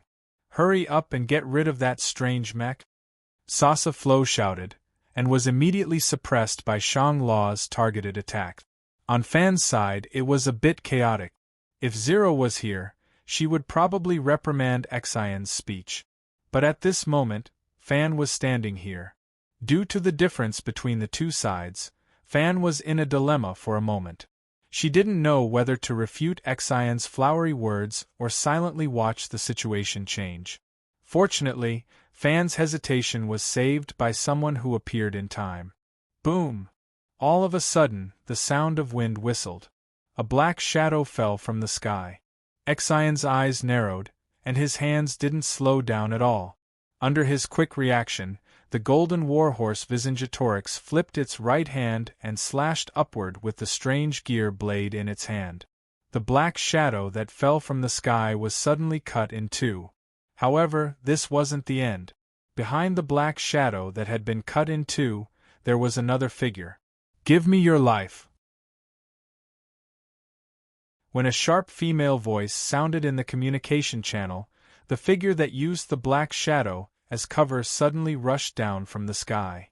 Buzz. At the same time, a dazzling red light also stung Xian's eyes. Shocked, Xian didn't care about the true identity of the figure and immediately took evasive maneuvers. The golden warhorse Vercingetorix's 4 hooves suddenly jumped on the ground, and with a distance of a few millimeters, Xin felt the fatal threat of the red light. Boom! As soon as the golden warhorse Vercingetorix landed, its original position was already covered by the red light. In the blink of an eye, the entire ground that was covered by the red light collapsed and no longer looked the same as before. And on this fragmented ground was the owner of the fatal red light, a red nightmare with a strange, slender arm. And the identity of this red nightmare, Xin could recognize it at a glance. A female knight from the Black Knight Order? Xin glanced at the romantic city that was still raged by the sea of fire from the corner of his eyes. So in the middle of the battle, you ran directly here. Did we still underestimate the power of that lion? Compared to Xion's calmness, Shang-Lao was a lot more nervous. Because, from the beginning, the second style of the Red Lotus should be one of Ashur's main opponents. If the second style of the Red Lotus appeared here in this delicate moment, then what would happen next would very likely be the arrival of the lion that defeated Ashur. Xiaoyinga. Shang-Lao called Xian but didn't say much. Yes. Let's retreat first. Looking at the time, that special envoy should have successfully crossed the country's border. The golden warhorse Vercingetorix raised the strange gear blade in his hand and suddenly swung it towards the ground. Between the sound of the wind, dust billowed. A kid. Just wait. I'll come and get you. When the dust engulfed the golden warhorse Vercingetorix, Xion's words kept echoing in a kid's ears through the international public channel, causing Shan, Sasa Flo and the others to be afraid. The second style of the Red Lotus blocking in front of Alisanda didn't launch an attack. Instead, it assumed a defensive posture on the spot until the dust dissipated and revealed an empty path. Only then did it relax slightly. Mission completed. Shan, return to White Wolf Fort according to the original plan. Our mission isn't over yet. Yes. Return immediately. Regarding the retreat of Xian and the others, Shan didn't express any regret. Instead, she simply returned to White Wolf Fort according to the original plan. A kid. Let's go. Otherwise, our beautiful commander's plan will fail. Sasa Flo opened his mouth to remind a kid who was staring blankly at the direction where the golden warhorse Vercingetorix disappeared. Yes. I know. This is the mission. A kid lowered his eyes and nodded, making others unable to see his expression. Roar! However, before they could reorganize their formation, a steel lion wearing azure armor quickly chased after them from the direction of the City of Romance. Black Knight Regiment, 0 Unit. Report the losses. With the arrival of this steel lion, Rei Minkai's voice also sounded. Except for the loss of 3 rogue modifications, there are no casualties. Shan saw the appearance of the Long Fong Lion 0, and finally breathed a sigh of relief. After gathering the second form of Red Lotus and the Long Fong Lion 0, this escort team finally had the defensive power to safely return to White Wolf Fort again. 0 Unit has no losses. A kid glanced at the status of his teammates and said, Yes. Karen, a kid, the rest of the journey is up to you. I must hurry to the border as soon as possible. After letting the Long Fong Lion 0 scan the surrounding situation, Rei Minkai said, Yes. Understood. After handing over the Round Table Knight to Layla for safekeeping, Karen and the 0 Unit led by a kid will enter the carriage. The remaining Black Knight Regiment will stay in White Wolf Fort to protect the safety of White Wolf Fort. When the hunter O Fong Lion turned around, parted ways with Shan and the others, and rushed towards the border at full speed, Rei Minkai's order also sounded in everyone's ears.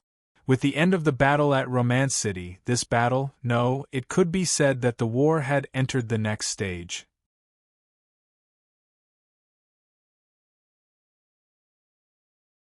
Chapter 225. Black Forest.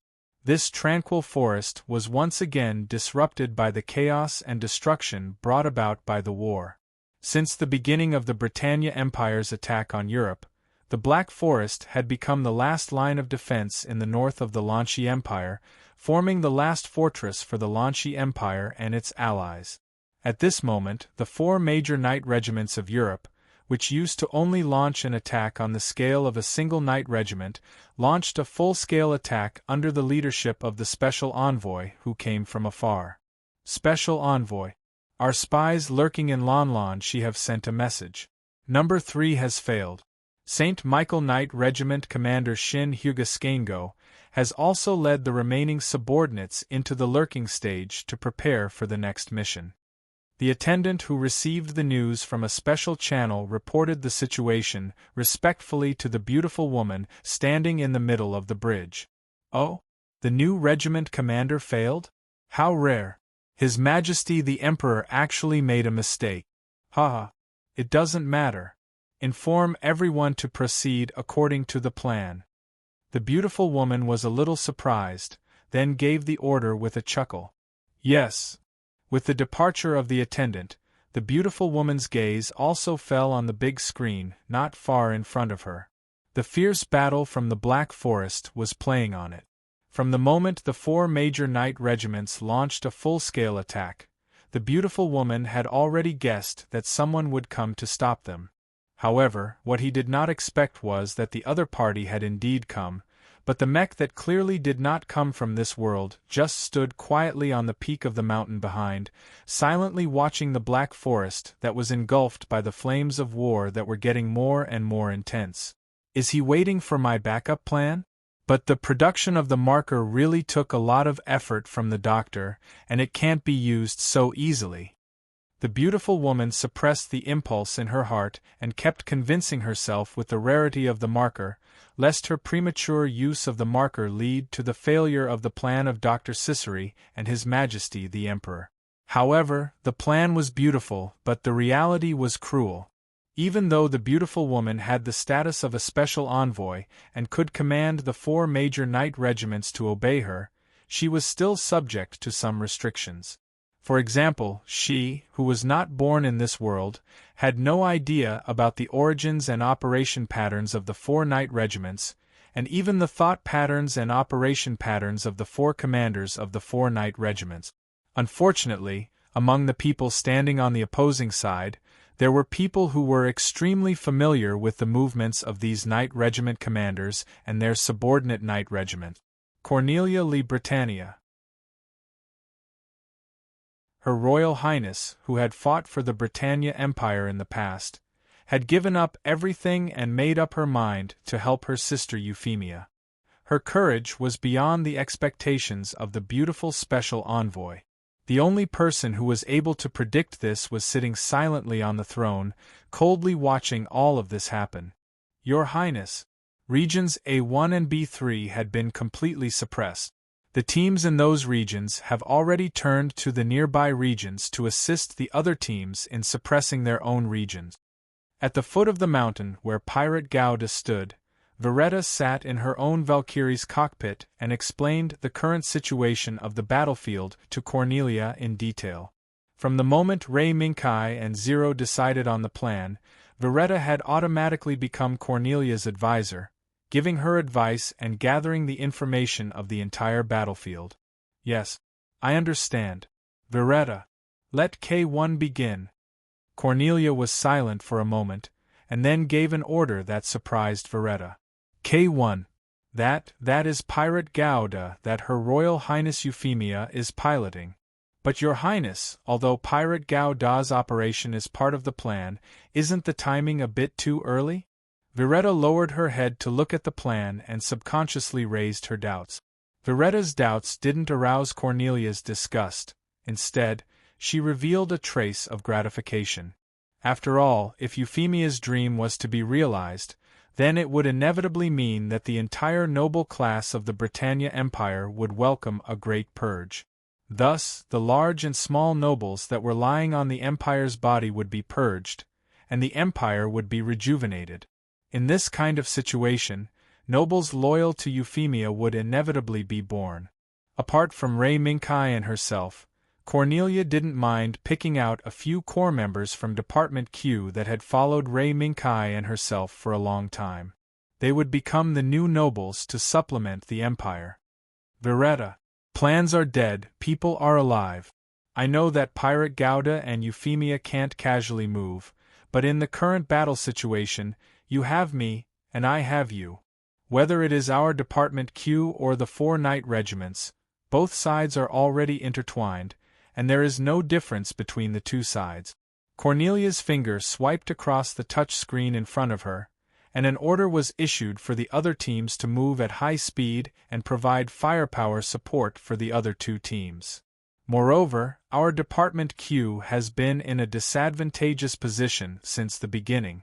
Although we are currently in a stalemate with the enemy, as time passes, our strength will be gradually devoured by the large number of enemies, and there will be a tendency for us to lose. As she spoke, Cornelia turned her head to look at Pirate Gouda, who was standing on top of the mountain. If we only use Pirate Gouda at that time, then the other party's hidden trump card will be revealed. At that time, even if Pirate Gouda has great power, he will inevitably be in a situation where he will be surrounded by enemies. So, this stalemate situation is the best time to use Pirate Gouda. Veretta's eyes lit up. It seemed that she had thought it through. Yes. Looking at the time, Ray Minkai and the others may have already solved the matter in the City of Romance. As long as we open up the situation before they arrive, even if the enemy has a strong trump card, we will have nothing to fear. Cornelia clenched her right hand and waved it forward. Then she took a deep breath and asked slowly, "UFFI, did you hear what I said?" The screen in front of Cornelia flashed, and Euphemia, who had already put on her helmet, appeared on it. Euphemia nodded slowly. "I heard. Sister Royal, your speculation is not wrong. Just now Kai sent a message. The matter in the capital has been solved. He is now rushing here." As expected, after Veretta shouted in surprise, she immediately looked at Cornelia and asked, "Then, Your Highness, now can we begin?" Cornelia nodded. "Yes, we can begin. Since the enemy has presented a great opportunity with both hands, then we don't need to be polite. UFFI, be careful. I and everyone in Department Q will provide cover for you from the flank." "Understood, Sister Royal." Then, Euphemia, Pirate Gouda, attack. With a firm gaze, Pirate Gouda, which Euphemia was piloting, disappeared from the top of the mountain and rushed into the black forest like a storm. In an instant, a blazing light tore apart the dense branches of the black forest. When it broke through the darkness of the black forest, it also brought a series of explosions that symbolized destruction into the forest. Sir Special Envoy, the enemy's cloak has begun to move. Please give instructions as soon as possible. In the short span of a minute, we've already lost 10 Sunderlands." The flustered attendant almost ran to the side of the glamorous woman Phyllis. "Finally willing to move? You really picked a good time." The glamorous woman Phyllis smiled slightly and coldly glanced at the flustered attendant. She sneered and said, "What are you panicking for? Let the 4 knight regiments throw their reserve forces into the battlefield. Let them offer their loyalty to the Empire." But, then why not go quickly? Don't tell me you want to be a knight and personally participate in this glorious battle? Phyllis's gaze suddenly turned bone-chilling, causing the hesitant attendant to shudder involuntarily. "Yes. Now, immediately pass on Sir Special Envoy's order." In the next moment, the attendant still passed on the order that was tantamount to suicide to the 4 knight regiments. Report. The 4 knight regiments have all launched their attack. But due to the enemy's strength being too great, the regimental commanders have jointly requested for reinforcements. Reinforcements? That's true. With just your toys, you really can't contend against Gouda. Pass on my order. Let the number 3 target attack. Yes. Let's not talk about who the number 3 target Phyllis was talking about was.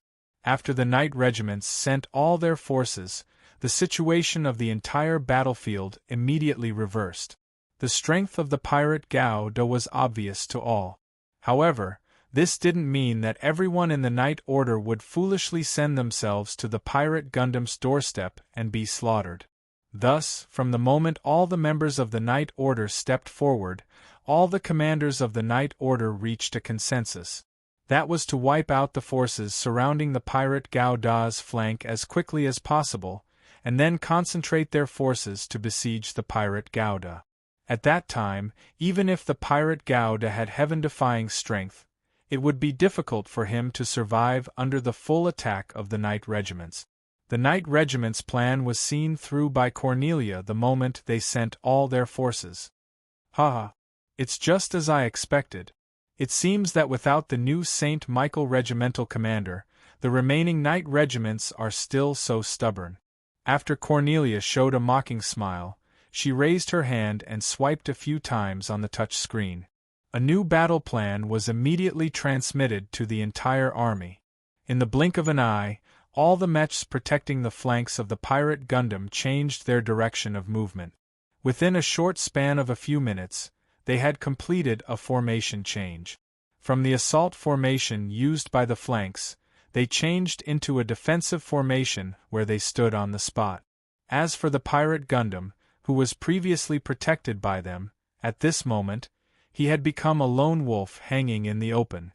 This sudden change caused a setback for the knights who had targeted the flank as their target.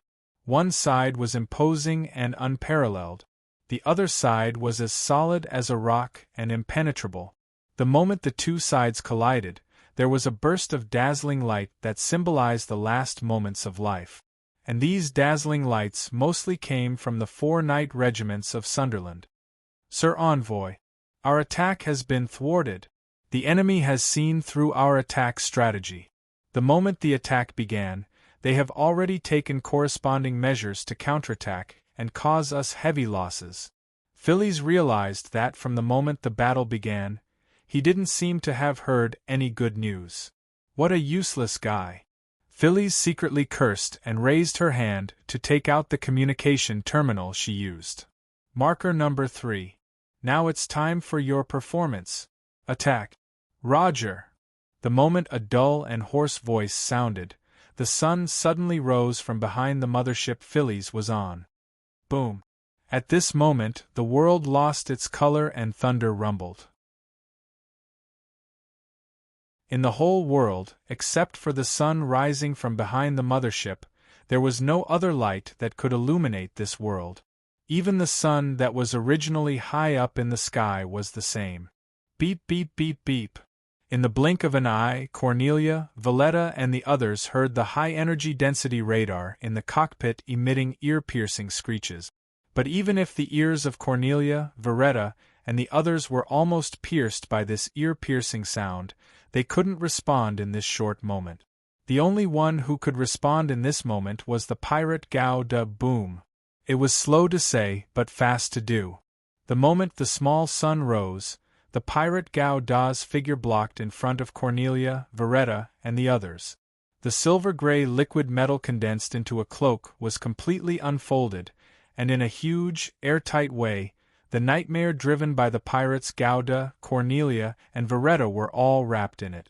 Immediately after, the small sun smashed into the giant metal barrier formed by the Gundam's silver-gray liquid metal. Boom! Darkness came.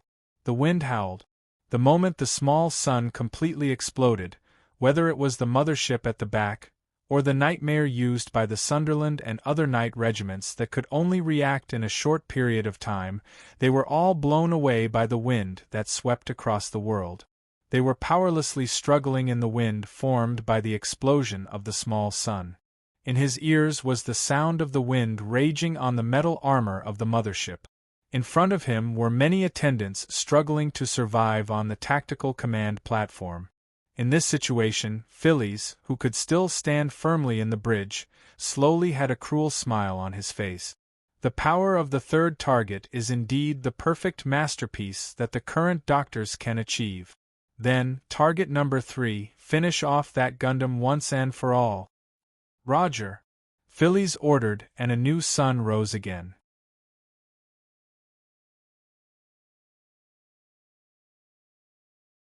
Chapter 226. A dazzling sun suddenly lit up on the horizon. The huge steel beast that was moving rapidly towards the black forest stopped the moment the sun rose. It turned around and rushed to the top of a cliff not far away, looking in the direction of the rising sun. What a strong high-energy reaction! White Cat State Zero's figure appeared in the cockpit of the long-toothed lion, looking at the sun in the distance with a dignified expression. Has the enemy revealed their trump card? Ray Minkai's expression was also very dignified. As another pilot of Pirate Gouda, Ray Minkai knew that the silver-gray liquid armor that Pirate Gouda was currently equipped with had a strong defensive ability. But at this time, the sun that rose from the horizon made Ray Minkai subconsciously worry about the situation of Pirate Gouda and Euphemia. State Zero, can you contact Pirate Gouda? No, I was just responding to a short communication with Harrow, but the moment this high-energy reaction appeared, all communications with Harrow were cut off. White Cat State Zero shook its head. Then, what are we waiting for? Let's go. Ray Minkai's gaze changed a few times, but in the end, he could not suppress the worry in his heart. Under Ray Minkai's urging, the long-toothed lion in blue armor immediately jumped down from the cliff and rushed towards the sun that rose from the horizon at full speed. While the long-toothed lion was speeding up, the battle that broke out in the Black Forest had also entered a new stage. Sister Royal, Veretta. Everyone in Department Q, are you okay?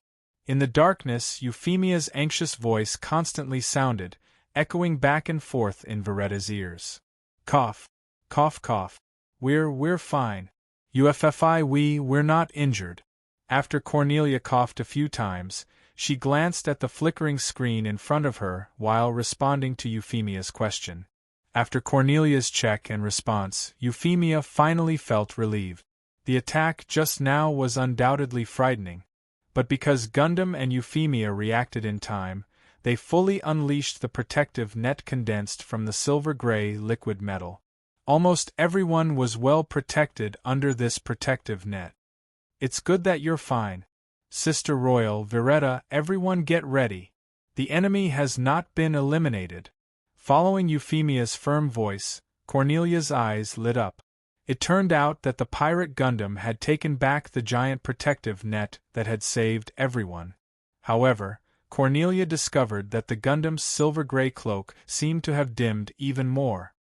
Was it caused by the attack just now? Sister Royal, the enemy's attack is coming.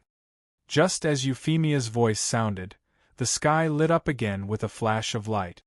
Everyone, retreat. As soon as Cornelia saw the flash of light, she immediately shouted the order to retreat. Whoa! The sky was occupied by a series of sharp whistles. Boom! Boom boom! Less than a few seconds after the whistles sounded, a series of flashes streaked across the sky like meteors, densely falling towards the area where Cornelia and the others were. In an instant, the entire area was flooded by the flashes. Your Highness, Veretta, who was lucky enough to escape from the flashes, did not have time to gather all the subordinates that escaped from the attack. She could only stare blankly at the area flooded by the flashes. Cornelia and Euphemia did not escape from that area. Looking at the rainstorm-like flashes that densely fell on the area and set off a series of explosions, Veretta's heart seemed to have turned cold. This time, their operation revolved around the two royal sisters, Cornelia and Euphemia. If something were to happen to the two princesses at this critical time, then it would mean that all their efforts so far would be in vain. Fortunately, in the midst of the rolling smoke and explosions, Veretta saw a red light. And Veretta seemed to recognize this red light. That might be the beam shield that the pirate Gouda was wearing. Due to the Gundam's new liquid metal armor, its defensive capabilities were simply too perfect. Therefore, Veretta and the others did not immediately remember that the pirate Gouda had two beam shields. The flashes that fell from the sky gradually faded, and the explosions that were much louder than before also weakened a lot at this moment. In the gradually dissipating smoke and explosions, the pirate Gauda's figure appeared in front of Veretta. He raised his arms and used the beam shield to resist the attacks with all his strength. Messiah, which was piloted by Cornelia, was also in a similar posture. Although Messiah's radiation shield couldn't completely block the flash rain falling from the sky, it could firmly block the aftermath of the explosion. "Your Highness Cornelia, Your Highness Euphemia. Your Highness, are you okay?" Veretta looked at the pirates Gauda and Messiah, who seemed to be safe and sound, in surprise. "Not really. Messiah's energy has dropped by 50%. UFFI, what about you?" Cornelia's face was a little tense. She didn't expect that Messiah, which was developed from Lancelot's technology and Ray Minkai's data manipulation, would have a situation of energy shortage in the first battle. If the enemy attacked again with the flashes, Cornelia would have to abandon the body she had just obtained. "No, Sister Royal. The pirate Gauda was powered by the nuclear furnace, so there would be no accidents of energy shortage in the battle." "Nuclear furnace? It's really a technology that surprised me." Cornelia sighed slightly and decided not to wander in front of the pirate Gauda. This was because no one knew if the enemy would set their sights on the pirate Gundam because of this and launch a fatal attack on it. If that was really the case, the people beside the pirate Gundam would probably be hit by stray bullets. From the looks of it, this should be the biggest obstacle in this battle. Cornelia's gaze fell on the mechs that were once again guarding the pirate Gundam, and she shook her head slightly. "UFFI, how long can you hold on? I have a way to stall for time." "Say it, Sister Royal." Euphemia didn't encounter any problems. Instead, she gave a straightforward answer. After a while, the pirate Gauda jumped and under the propulsion of the thrusters, he flew at full speed through the group of enemies that were blown away by the wind caused by the explosion. "Enemy! Enemy attack! The mysterious body on the opposite side is rushing towards us." The pirate Gauda's movement wasn't hidden by Euphemia. On the contrary, Euphemia didn't forget to strengthen the pirate Gauda's presence, forcing the enemies on the entire battlefield to be able to see the pirate Gauda's existence. This was undoubtedly a simple strategy of creating a diversion. As long as people with discerning eyes weren't stupid, they should be able to guess the pirate Gauda's target from its movements. So, should they return to save the mothership targeted by the pirate Gauda? Or continue to carry out the mission? After struggling for a while, the knight, who regained control of his body, drove his body without saying a word and quickly followed the pirate Gauda. They tried to raise the machine gun in their hands and intercept the pirate Gauda. However, even if these enemies reacted quickly, it was already a step too late. The pirate Gauda's high-profile actions made it so that even without the report, Phillies could see through it immediately. Number 5. It's your turn. Number 3, stand by. Roger. Behind the mothership, there was a sudden commotion in the forest that was blown over by the wind caused by the explosion just now. As the branches were lifted, a slender metal body with a height of 17 to 18 meters slowly stood up from the tree pit. After pausing silently for a few seconds, it suddenly raised its head and stared at the defense line where the pirate Gauda was. In the next second, the 17 to 18 meters tall figure of Gauda suddenly disappeared. When it reappeared, it was already in front of the pirate Gauda. It suddenly pulled out a beam of light from its wrist. Swoosh! The light flashed, and a beam of light slashed on the beam shield raised by the pirate Gauda. Zap! Boom! In the blink of an eye, the moment the beam soared and the beam shield collided, an energy explosion erupted, separating the slender voice from the pirate Gauda so strong. With the help of Hero, Euphemia, who was sitting inside the pirate Gauda, stopped the pirate Gauda's retreating footsteps.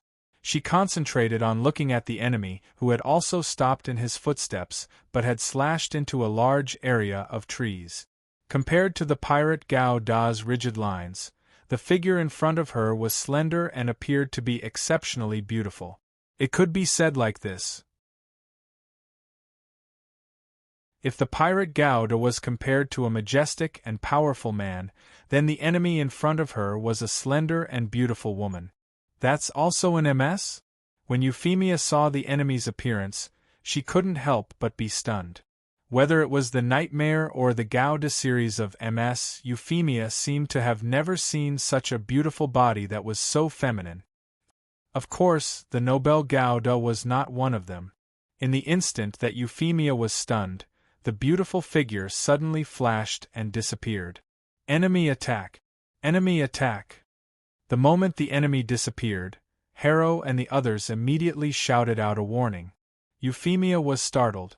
She pulled her left hand and moved her index finger 3 times in a row. The pirate Gauda's left arm shook and pushed outwards with force. With a flash of light, the beam shield appeared once again. Boom! It was another explosion caused by the collision of energy. The pirate Gauda and the beautiful figure were separated by the energy explosion again. But this time, no matter if it was Euphemia or the enemy, they were all prepared for this explosion. When the pirate Gauda's right foot retreated, 4 barbs popped out from the bottom of his foot and pierced deeply into the ground to alleviate the strong inertia caused by the collision of energy. And the enemy used a method that was the opposite of the pirate Gauda to alleviate the strong impact. The beautiful figure could be seen twisting its body in midair, making the body that was clearly forged out of metal do movements that only a skilled gymnast could do, continuously using this to offset the impact. Moreover, at the moment when the impact was about to be offset, it actually reversed its body again, forcibly twisting in midair with an even more strange movement than before. With a turn, like an arrow leaving the bow, it quickly flew towards the pirate Gauda, who had just cushioned the impact. The light in front of Euphemia's eyes flashed, and she was actually unable to make any movements. However, Euphemia was unable to make any defensive movements in time, but that didn't mean that Euphemia would die under the enemy's strange attack.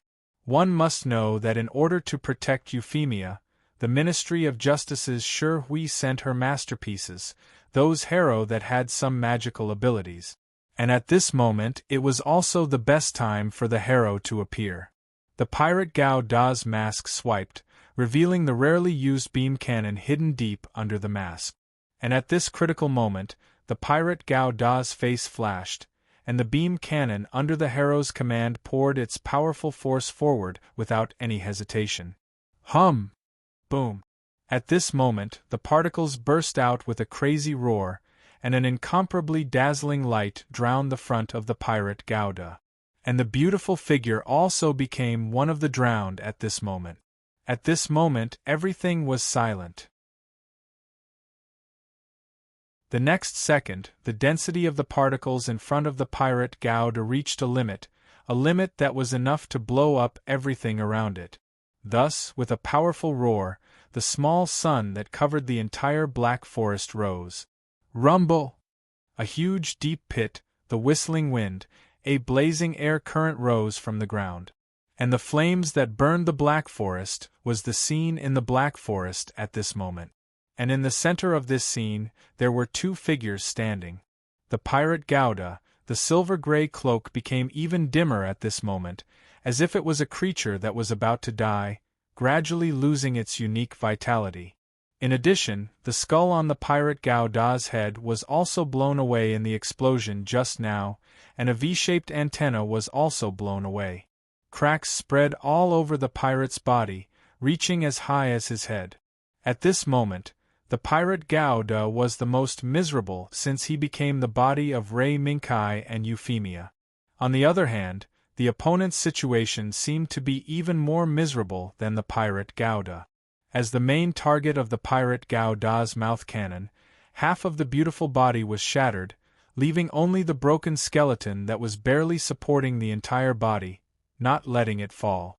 In addition, the other side of the body that was still intact in front of him was full of crack. Pieces of bright gray quickly turned into black fragments, peeling off the body like weathered stones, and then dissipating in the wind.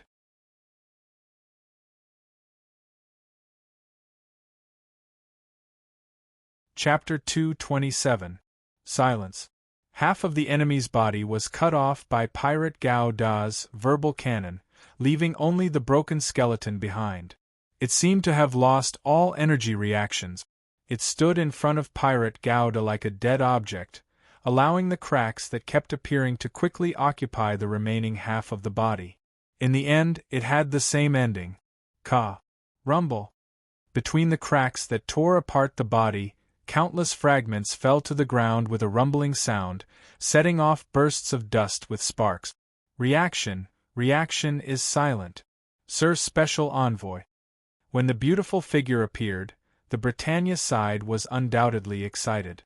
First, it was the terrifying powerful beam attack that could suppress Cornelia and others in an instant. Then, it was the strange and unpredictable mobility that could fight Pirate Gauda back and forth. Even in the middle, the beautiful figure appeared several times to suppress Pirate Gauda.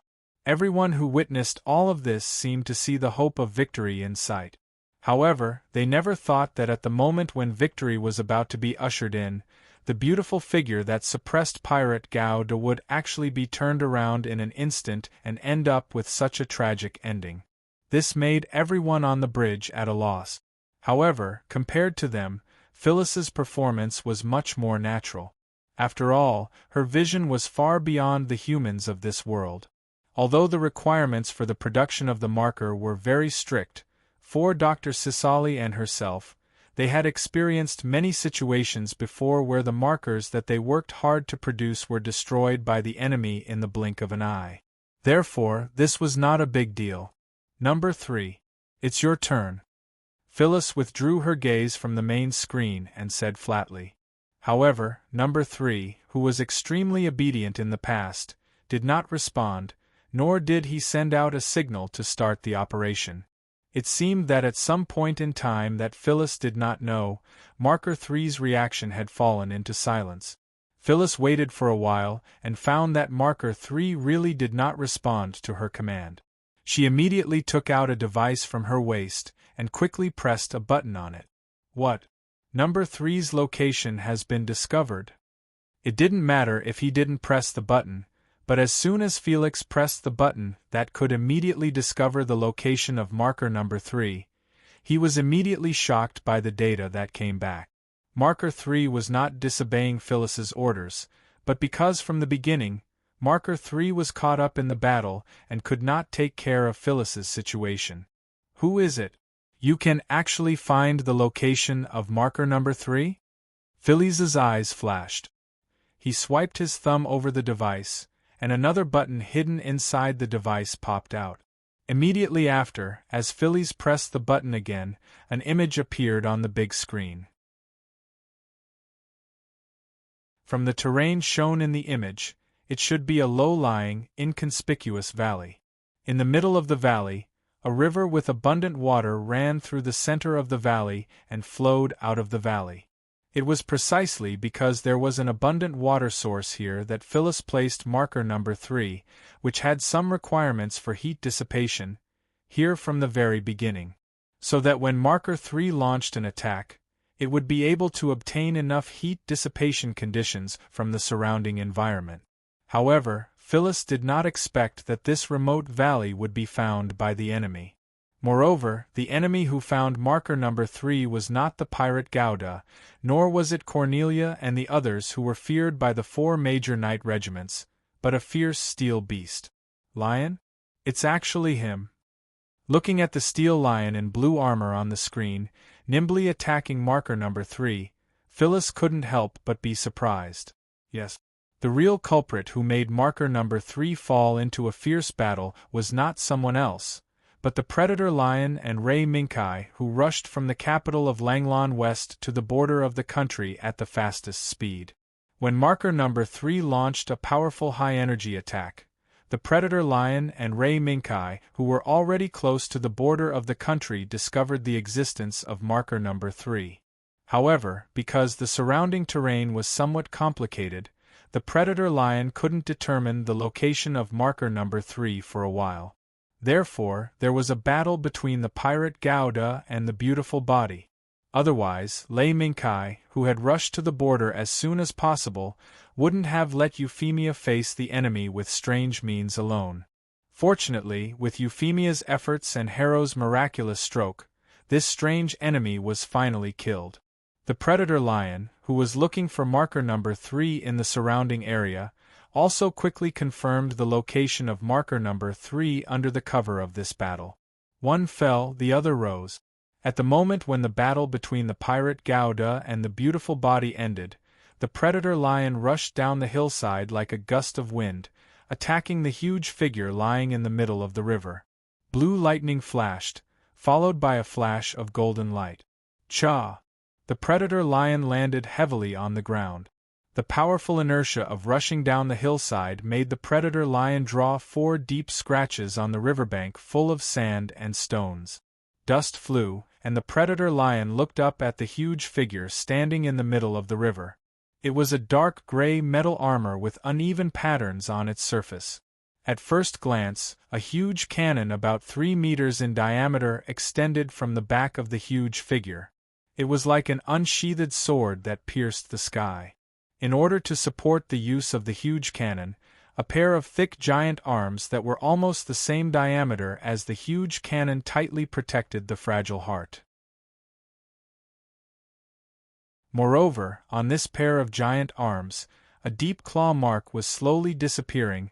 It was being rapidly repaired by an unknown force. Mingkai, can you recognize this guy's real body? The White Cat State Zero's low roar sounded in Ray Minkai's ears. From the moment he saw the huge figure, Ray Mingkai felt that the White Cat State Zero's emotions seemed to have become unstable. From what Ray Mingkai felt, the White Cat State Zero seemed to be angered by the huge figure standing in the middle of the river. In surprise, Lei Mingkai could not help but focus his attention and size up the huge figure that slowly lowered its arms and turned to face the hunting lion.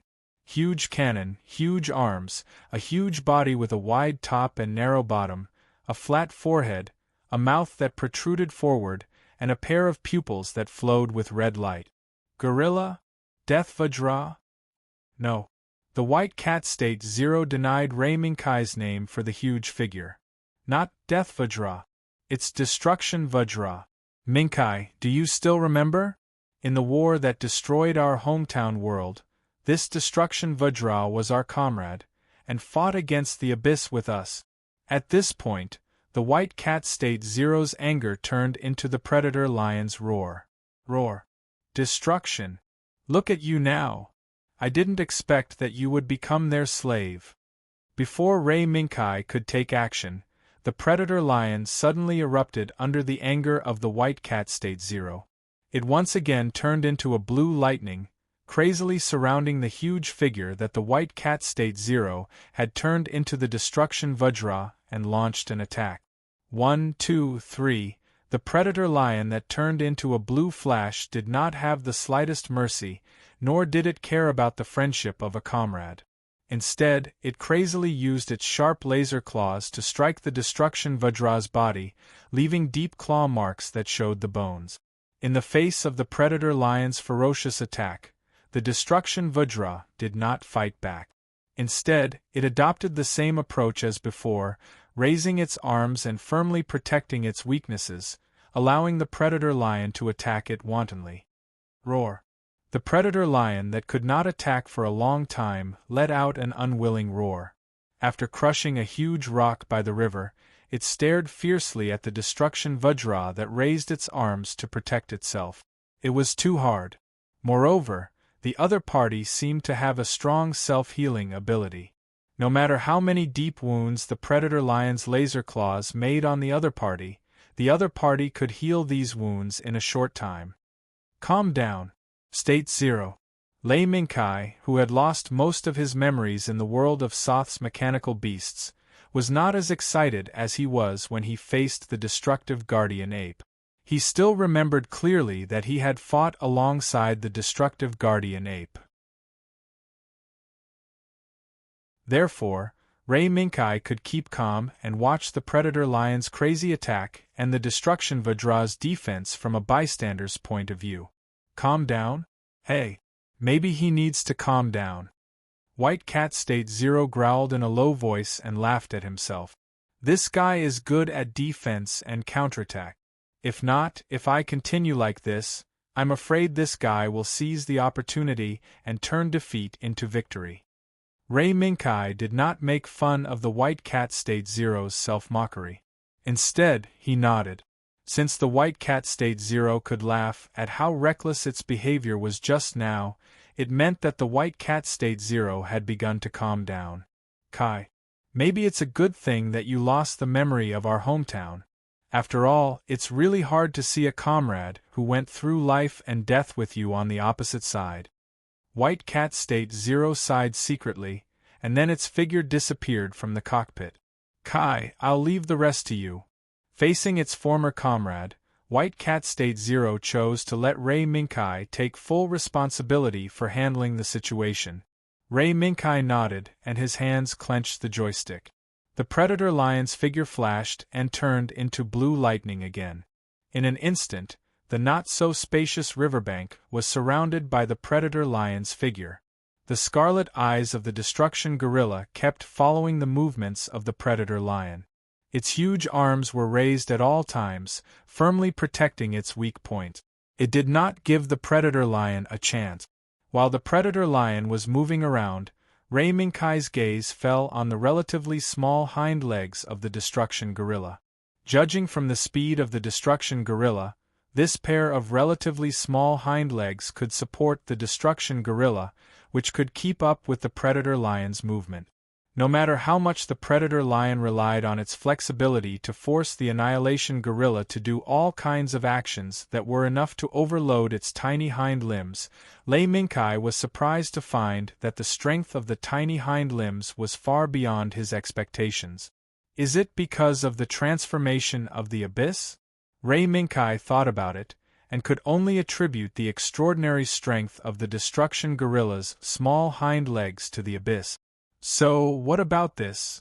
Ray Minkai's eyes flashed, and with a push of his hands, the two plasma engines on the back of the Predator Lion unfolded at the same time, allowing the plasma engines below to extend backward.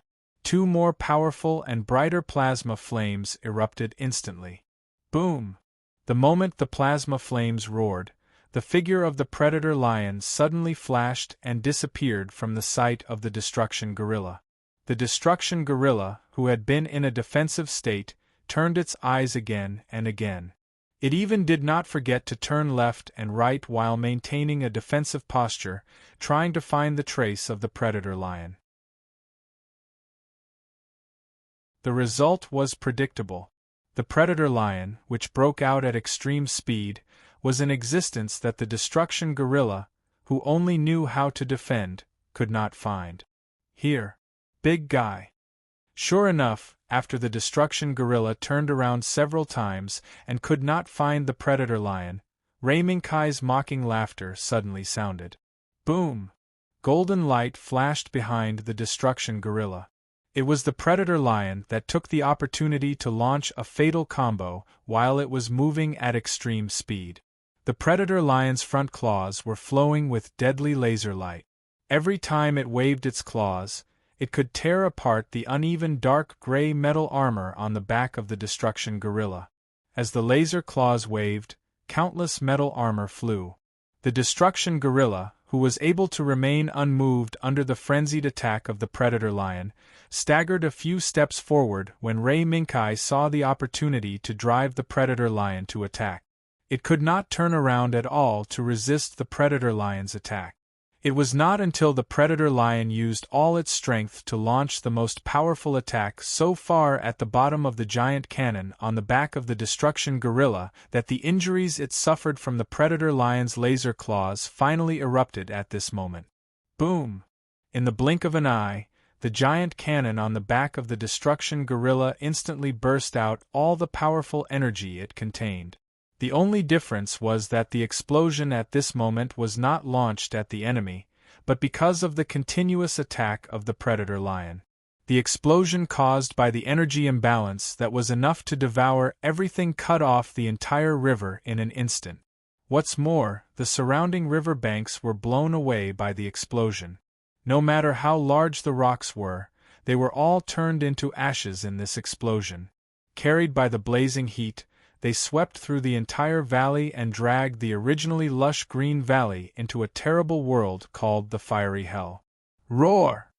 Suddenly, a terrifying bestial roar rang out from the center of the blazing hell. It tore apart the flames that had spread across the entire valley, revealing a body riddled with wounds. However, fiery red streams of light had healed the terrifying wounds all over its body. Even though the giant cannon had been destroyed by the predator lion, the momentum of the huge body did not retreat but soared rapidly to a terrifying extent. It was as if the one standing in the fiery hell at this moment was a destructive behemoth from the barbaric era. Destruction Gorilla. When the White Cat State Zero's figure reappeared in the cockpit, the predator lion standing on the cliff also roared at the Destruction Gorilla that slowly stepped out of the fiery hell. Perhaps the Destruction Gorilla at this moment was the real Destruction Gorilla.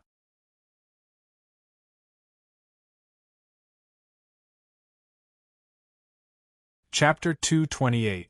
Ao. Ao. Amidst the raging sea of fire, the Destruction Guardian Vajra, whose body was full of cracks, raised its thick arms, pounded its chest frantically, and let out a thunderous roar. Amidst the roars, the flames around the destructive guardian flickered with the undulation of the roars. It's coming! As soon as the White Cat State Zero's voice sounded, the Destruction Guardian Vajra, who was still pounding its chest and demonstrating to the predator lion, suddenly leaned over and crossed the sea of fire like a gust of wind and rushed to the front of the predator lion. The black shadow rushed and the wind suddenly blew. Rei-Minkai's heart skipped a beat, and his hands pushed and pulled. The predator lion immediately dodged to the left and escaped from the shadow. Boom! When the predator lion's figure landed, the place where it stood before had been smashed by the giant arms of the Destruction Guardian Vajra. Ao! Woo woo woo! The roar sounded again, and the black shadow came again in front of the predator lion. Rei-Minkai's hands did not stop moving. Instead, he drove the predator lion more flexibly, and escaped safely from the bombardment of the terrifying giant arms of the Destruction Guardian Vajra again and again. Although the momentum caused by the Destruction Guardian Vajra's attack was quite terrifying, and the river bank had been filled with the deep pit smashed by the Destruction Guardian Vajra, Rei-Minkai only had doubts in his heart. It was too simple. No matter how scary the Destruction Guardian Vajra's attack was, it could not hit the predator lion. As long as the predator lion moved slightly, this seemingly terrible, but no, this was a fatal attack for other airframes, and it could be easily avoided. Kai, don't underestimate this guy. You know, at that time, only this guy could join forces with the predator lion to kill wantonly under the siege of the abyss. In the blink of an eye, the White Cat State Zero's figure appeared in the cockpit again. There was a look of nostalgia and caution on its face. It was conceivable that the Destruction Guardian Vajra, who was once a comrade and now an enemy, was a target that the White Cat State Zero needed to treat with caution. Rei-Minkai did not say much. After a faint response, he continued to fight with the Destruction Guardian Vajra. During this time, the Destruction Guardian Vajra and the Predator Lion were like a pair of good friends playing hide-and-seek. They chased each other, but they could not touch each other. Due to the fear of the Destruction Guardian Vajra's attack at this time, Rei-Minkai did not try to rush behind the Destruction Guardian Vajra with his speed. However, this did not mean of Rei-Vajra. Of the Predator Vajra. Splash! The Vajra Vajra. Vajra. Vajra. Vajra. Vajra Vajra of Vajra of a Vajra Vajra Vajra. Vajra. Vajra. Vajra Vajra. Vajra. Vaya. Predat. Vajra. Vahara. Vajra. Lion. Gulyalu. The boiling river water was rolling, and the fishes that had been killed by the boiling river water quietly floated to the surface of the water. One after another, they crashed into the radiation claws of the predator lion. Then, in the blink of an eye, They were scorched by the high temperature emitted by the radiation claws and flowed downstream along with the boiling river water. Ao ao ao. The scene created by the predator lion did not scare the destruction gorilla away. On the contrary, the destruction gorilla returned to the middle of the river in the next moment, facing the predator lion, and kept beating its solid chest. This beast, looking at the gorilla of destruction that was almost identical to the gorillas he had seen in the natural world when he was a child, Ray Minkai slowly shook his head. If it was only in this wild state, I'm afraid it wouldn't be able to compete with the lion hunter. No, it should be the lion hunter zero. The boiling river continued to roll, and the rising white steam became thicker and thicker.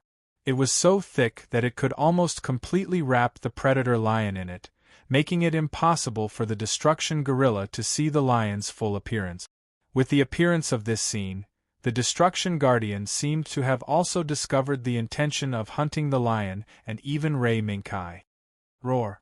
In the midst of the roar, the destruction guardian stretched out its arms and grabbed the few remaining big stones on the bank of the river, and threw them toward the predator lion. At the same time, in the midst of the bursts of wind caused by the big stones, the destruction guardian was on all fours, setting off bursts of water, and quickly rushed into the rising steam. Boom! Boom! At the moment when the destruction guardian was about to submerge into the steam, the two big stones that broke through the steam and went straight to the inside of the steam burst out two roars. It was the predator lion. It was the moment when the big stones were about to tear the steam apart. It smashed them in an unknown way. However, before the fragments of the two boulders fell on the water, the destructive guardian had already followed closely behind and pounced in front of the predator lion. The wind blew again. The destruction guardian's arms swung wildly, and like a high-speed windmill, it smashed down toward the predator lion. But, except for the first and second attacks that had an obvious feeling of hitting the object, the remaining attacks of the destruction guardian only had a terrifying momentum, but there was no substantial feeling of hitting the object before. Boom! Another roar exploded. Moreover, at the same time as this roar, the steam surrounding the destruction guardian quickly dissipated, no longer surrounding the destruction guardian and blocking its vision. However, just as the steam was about to dissipate, an orange-red lightning suddenly flashed and went straight to the left side of the destruction guardian at lightning speed. At this moment, the destruction guardian's arms just happened to hammer down, smashing into the boiling river, and even smashing a deep pit in the riverbed. Coincidentally, at the moment when the deep pit appeared, the high splashes of water subtly blocked part of the destructive gorilla's line of sight, causing it to be unable to discover the lightning that pierced its left side at lightning speed in the first place. Bang! Crack! The orange-red lightning flashed, and it had already flashed past the destruction guardian's side. Then, as the lightning disappeared, the figure of the long-fanged lion appeared again.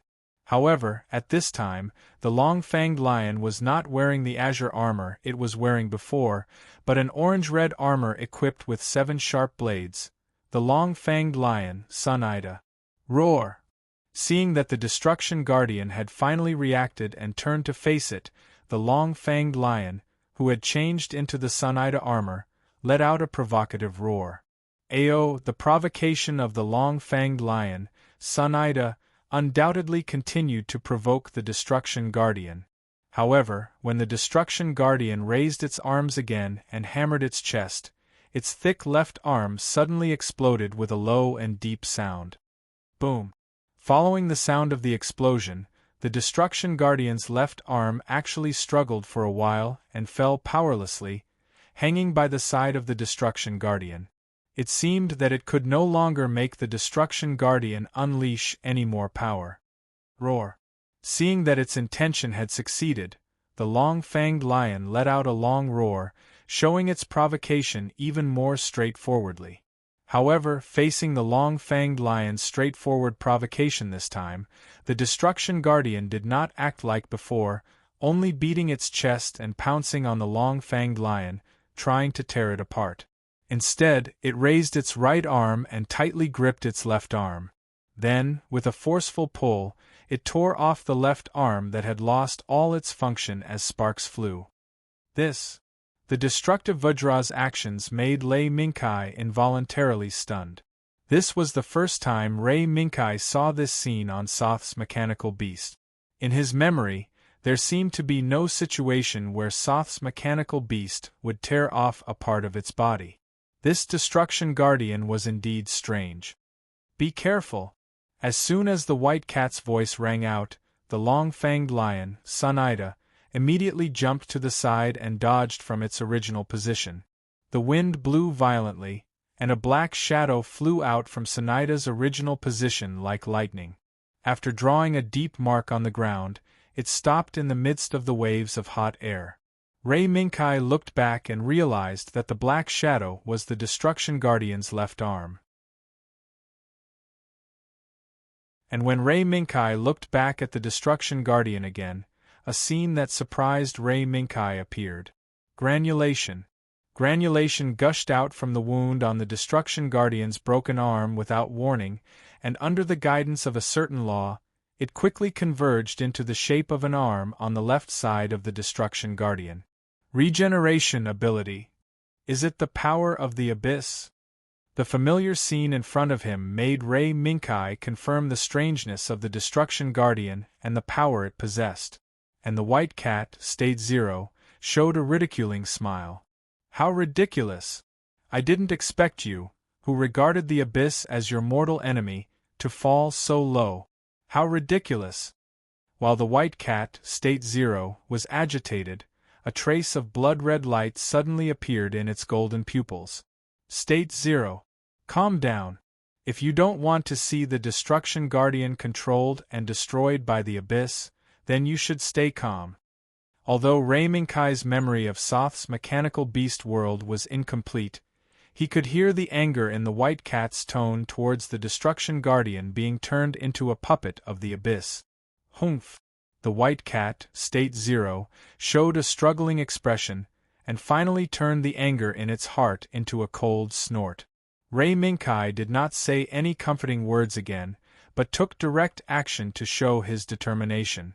The long-toothed lion, Sunaida, moved its feet and rushed out tens of meters. Once again under the cover of the steam that had not completely dissipated, it tried to attack the Destruction Guardian again. However, Rei Mingkai and the long-toothed lion, Sunaida, did not achieve their goal.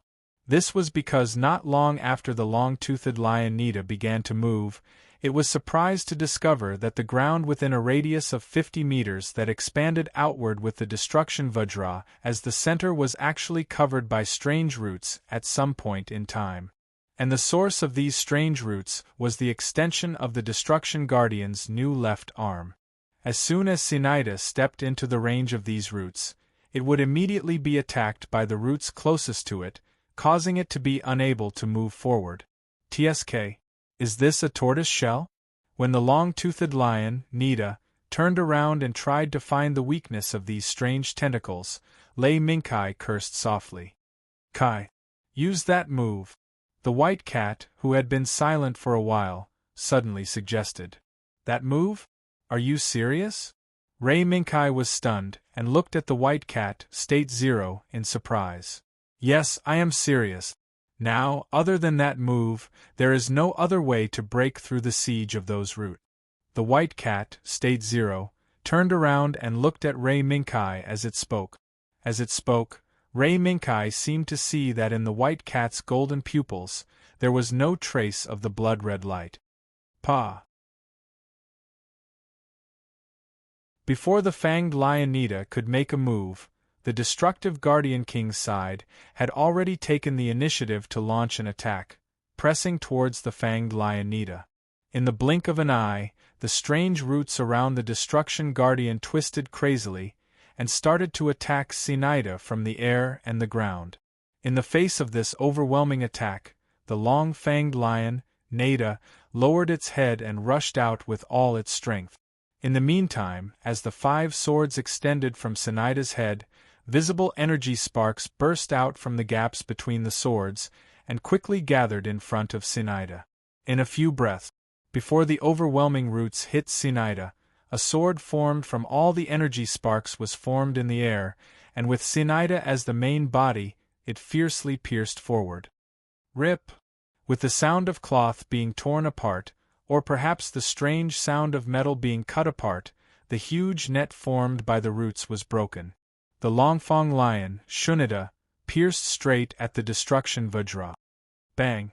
Suddenly, there was a loud sound that sounded like metal clashing. The sword formed by Sinaida stabbed in front of the Destruction Guardian's chest. As long as it moved forward by a little bit, the Destruction Guardian's chest would be pierced by Sinaida's sword. However, even with this slight difference, the Longfang Lionida's blade was unable to advance even an inch further. The reason was still the Destruction Guardian's new left arm. Spiral.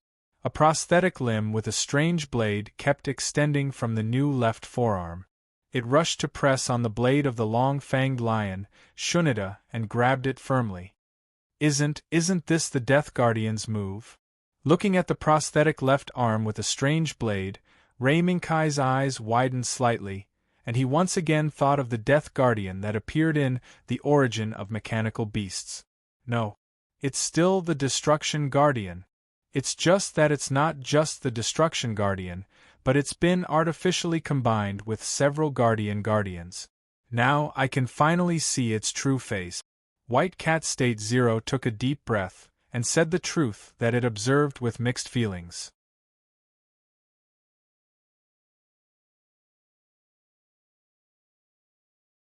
Chapter 229.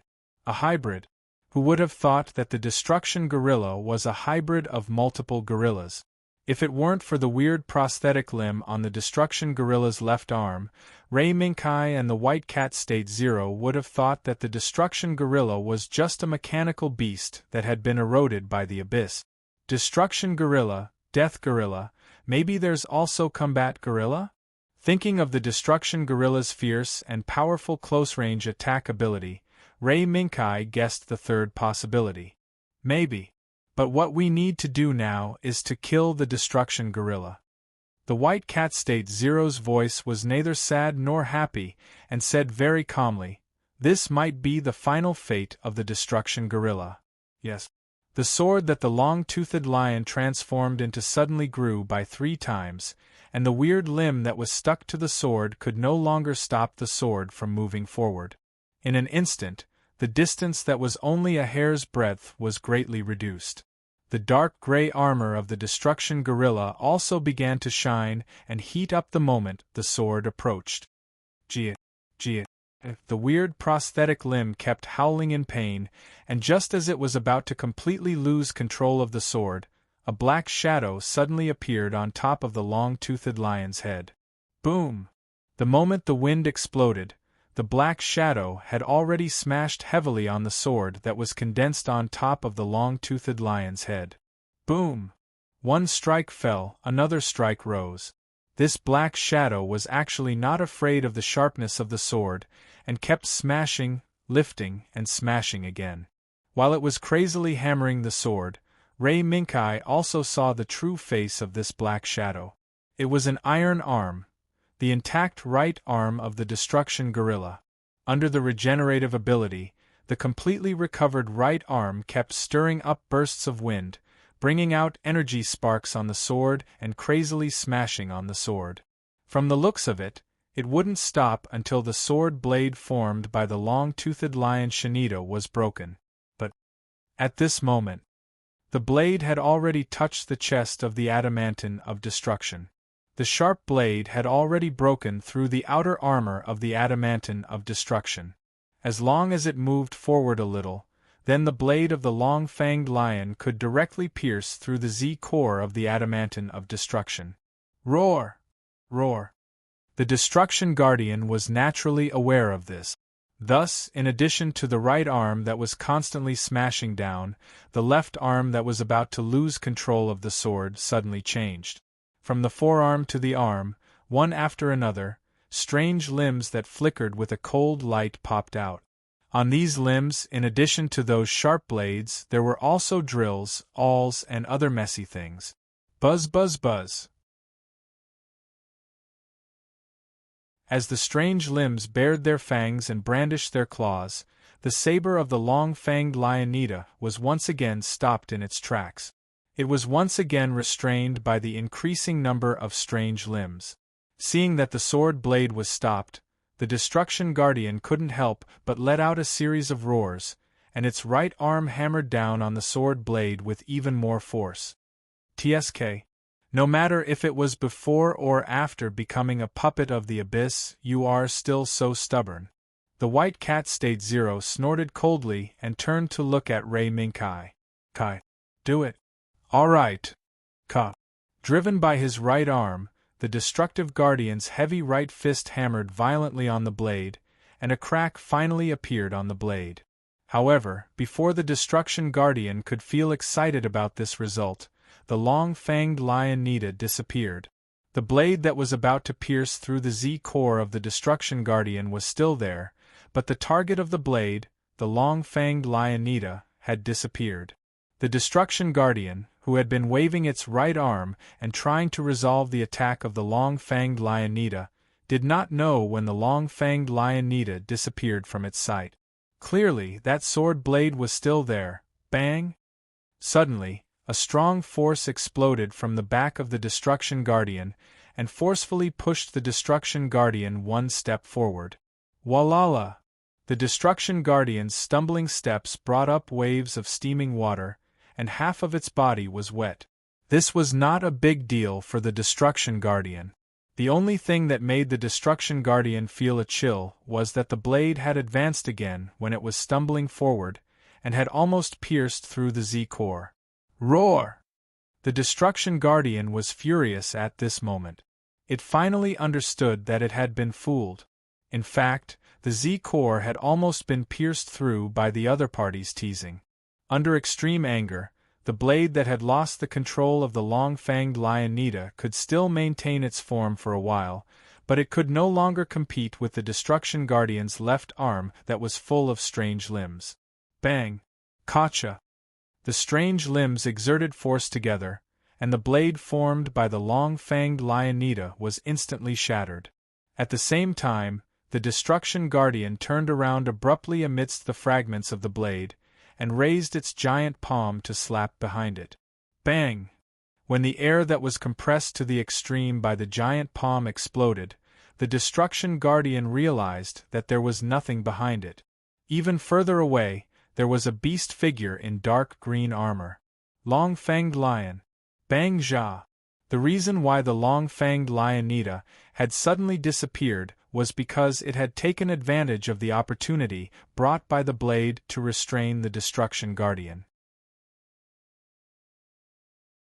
It had quickly turned back into the long-fanged lion and circled behind the Destruction Guardian. Then, long-fanged lion Bang Jia. Bang Jia's heavy armor was the heaviest among all the armor forms of the long-fanged lion State Zero. Therefore, after turning into Bang Jia's form, the long-fanged lion's mobility was almost reduced to zero. This was undoubtedly a risk. However, Ray Minkai and White Cat State Zero were quite confident. Roar! As soon as the Destruction Guardian saw the long-fanged lion Bang Jia, it immediately rushed over like the wind. It knew that if it allowed the long-fanged lion Bang Jia to attack, it would probably suffer a fatal blow. In fact, that was indeed the case. The Destruction Guardian's reaction was not slow, but Ray Minkai and White Cat State Zero, who had planned it beforehand, were even faster. When the Destruction Guardian turned around and rushed over, the two cannons on the long-fanged lion Bang Jia's back had already locked onto the Destruction Guardian's figure. With a pull of the trigger, the powerful recoil brought about by the two cannons fiercely pushed the long-toothed lion Bonza back a large distance. In the blink of an eye, it crossed the distance of less than a kilometer and accurately hit the Destruction Gorilla. Boom! Boom! Two brilliant sparks bloomed on the Destruction Guardian's body almost at the same time. Its new left arm, the left arm that was full of strange limbs, followed in the footsteps of its predecessor. Under the bombardment of the cannons, it was broken off completely and was blown far away, rolling on the riverbed. The other cannon hit the right side of the Destruction Guardian's chest and blew a hole in it, exposing more than half of the Z-core. This was undoubtedly a serious injury. If the cannon's axis of attack had deviated a little more to the left, the Z-core would have been hit directly. Under the serious injury, the Destruction Guardian went berserk. Roar! Roar! In the midst of the crazy roar, the Destruction Guardian's eyes emitted red flames. Under the dark gray, uneven armor, traces of fiery red streamers also appeared, as if the Destruction Guardian was about to be swallowed by the flames from the inside out. Boom! The air exploded. Under the oppressive, uncomfortable fluctuation, the Destruction Guardian was instantly shrouded in a cloud of fiery red streamer smoke. And the objects that came into contact with this smoke, whether it was stones, river water, or even the fish that came down from upstream, would instantly dry up, turn into dust, and disappear from this world. Abyss. As soon as he saw this scene, Ray Minkai immediately opened the Abyss detection module of his personal terminal. The Abyss level displayed above was 2.9. It was still exactly the same as the result of the previous Osher's explosion. How is this possible? Facing this result, Ray Minkai was surprised.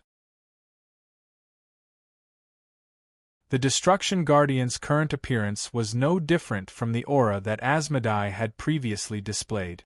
But why was Asmodai detected as an Abyss level 3 or above, while the current Destruction Guardian, and even the previous Ashura, remained above the number 2.9? I'm afraid the enemy's tactics have changed. White Cat State Zero calmly stated a possibility. And this possibility was the most likely one. The enemy did not always use the same tactic. Under the situation where the agency was attacking everywhere to clear the Abyss, these enemies hidden in the dark were constantly strengthening their tactics and developing more new technologies. It seems that we can't call for backup for the time being. Ray Minkai put down his personal terminal and smiled slightly. Isn't this good? At least we won't break the record for the first time to call for backup on our first mission. White Cat State Zero made a rare joke. That's true. The next moment, all the missile pods on the long-toothed lion Bang Jia's body opened, and the ammunition of the two cannons was poured out in one breath when the full ammunition was fired. Immediately afterward, as the smoke from the missiles and the smoke from the fierce cannon bombardment drowned the Destruction Guardian, the long-toothed lion Bang Jia's body shook, and the heavy Bang Jia armor on its body was completely removed in a few breaths. Boom! Boom! Hiss swoosh! The overly heavy armor would cause the long-toothed lion Bang Jia to be in a state of overload, but at this moment, the long-toothed lion Bang Jia, who had removed the armor, quickly stepped forward and rushed into the woods not far away. Roar!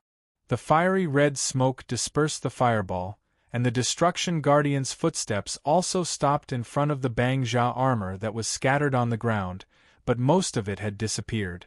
The Destruction Guardian looked down at the two cannons that had completely disappeared, and suddenly lowered its head, revealing the lump that was quickly condensing under the influence of the fiery red smoke on its back. As the lump surged, it turned into two huge cannons. From the appearance of these two cannons, one could be shocked to discover that apart from some differences in size, the other parts of these two cannons were exactly the same as the two cannons carried on the back of the long-toothed lion Bonza. The Destruction Guardian could perfectly replicate the cannons of the long-toothed lion Bang Jia just by visual observation and personal experience of the power of these two cannons. How is this possible? For this question, the Destruction Guardian directly took action to prove it. The fiery red smoke quickly condensed into two dazzling balls of light in front of the muzzle of the cannons, and two blood-red beams of light tore through the sky and attacked the forest where the long-toothed lion Bang Jia had disappeared. Strangely, where the blood-red beam passed, there was no burning and explosion, but all the trees that came into contact with the blood-red beam quickly withered and eventually turned into ashes. This? What kind of attack is this? The location of the Destruction Guardian's attack was not the area where the long-toothed lion Bang Jia was located, so the long-toothed lion Bang Jia, who was hiding on the other side, clearly saw the strange and terrifying scene. Abyss. Our hometown has been eroded like this. The white cat Bang Jia revealed a look of anger, mixed with a trace of fear. Has it been swallowed? Ray Minkai's brows were also tightly knitted. Even though he had lost most of his memories, Lei Minkai still felt a familiar sense of sadness when he saw the forest that had withered and turned into ashes. But Ray Minkai and the white cat Bang Jia knew that sadness would not bring victory, and only by fighting hard could they grasp victory. A blue light flashed, and the long-toothed lion Bang Jia reappeared. With the cover of the forest, the long-toothed lion Bang Jia, which had an unparalleled mobility advantage, once again appeared behind the Destruction Guardian. When the long-toothed lion Bang Jia leaped up, its laser claws also bloomed with dazzling golden light. Bang! Bang! Once again, the long-toothed lion Bang Jia's laser claws accurately hit the giant cannon on the back of the Destruction Guardian. 2 claw marks that almost destroyed the cannon were deeply engraved on the back of the Destruction Guardian. Boom! When the cannon exploded, the long-toothed lion Bang Jia landed on the ground and accelerated to the other side of the Destruction Guardian, avoiding the giant palm of the Destruction Guardian. Buzz! Suddenly, the left shoulder of the Destruction Guardian that had lost its left arm suddenly rolled. The moment the long-toothed lion Bang Jia flashed to its left, a cannon with a diameter of about half a meter was condensed. Before the long-toothed lion Bang Jia could react, the cannon was fired. Boom! It hit. Since the beginning of the battle, the Destruction Guardian finally hit the body of the long-toothed lion Bang Jia. But, even if it hit, so what? The orange lightning flashed and broke through the exploding fireball. In the blink of an eye, it rushed to the left side of the Destruction Guardian, and deeply pierced the body of the Destruction Guardian with 5 incomparably sharp blades. Destruction Chop! Ray Minkai pushed with his right hand, and the 2 big swords on the back of the long-toothed lion Bang Jia were instantly raised, crossed over the top of his head, and firmly blocked the Destruction Guardian's huge iron fist on the head of the long-toothed lion Bang Jia. At the same time, the long-toothed lion Bang Jia exerted force, and the 5 blades that had been deeply pierced into the body of the Destruction Guardian tore through layers of obstacles, hit the bullseye, and smashed the Z-core of the Destruction Guardian into pieces.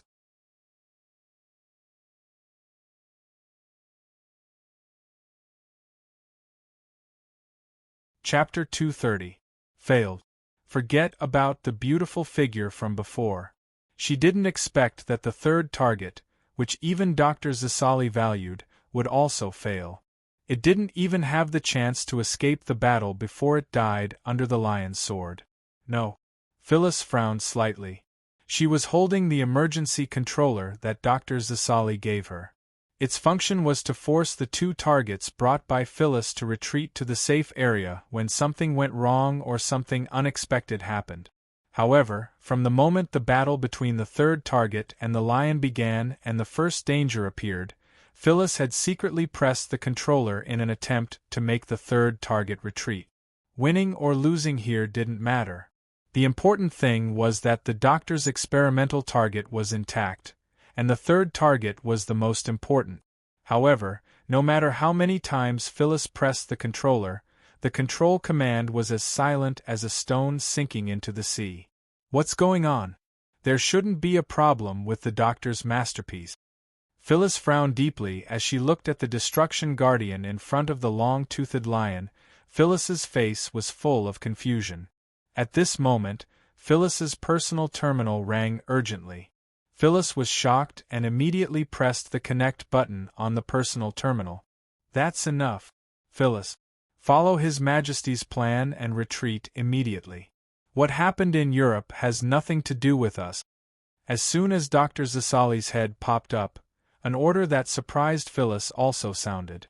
Phyllis showed a surprised expression, but she didn't ask.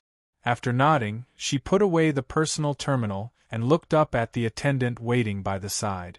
The next action will be carried out according to His Majesty's orders. I will be ordered to return to Pandora. If there is anything you don't understand, you can go to Andre Farnese of the San Rafael Knight Legion. Yes, Sir Envoy. I wish you a safe journey. Under the respectful escort of the attendants, Phyllis left the mothership and got on the command vehicle back to Catherine Palace. As the mothership gradually shrank, Phyllis couldn't help but sneer in her heart. The reason why Dr. Cicely allowed Phyllis to retreat alone at this crucial moment of victory and defeat was none other than because the Emperor was no longer concerned about Europa's offensive. At least, he was no longer as concerned as before.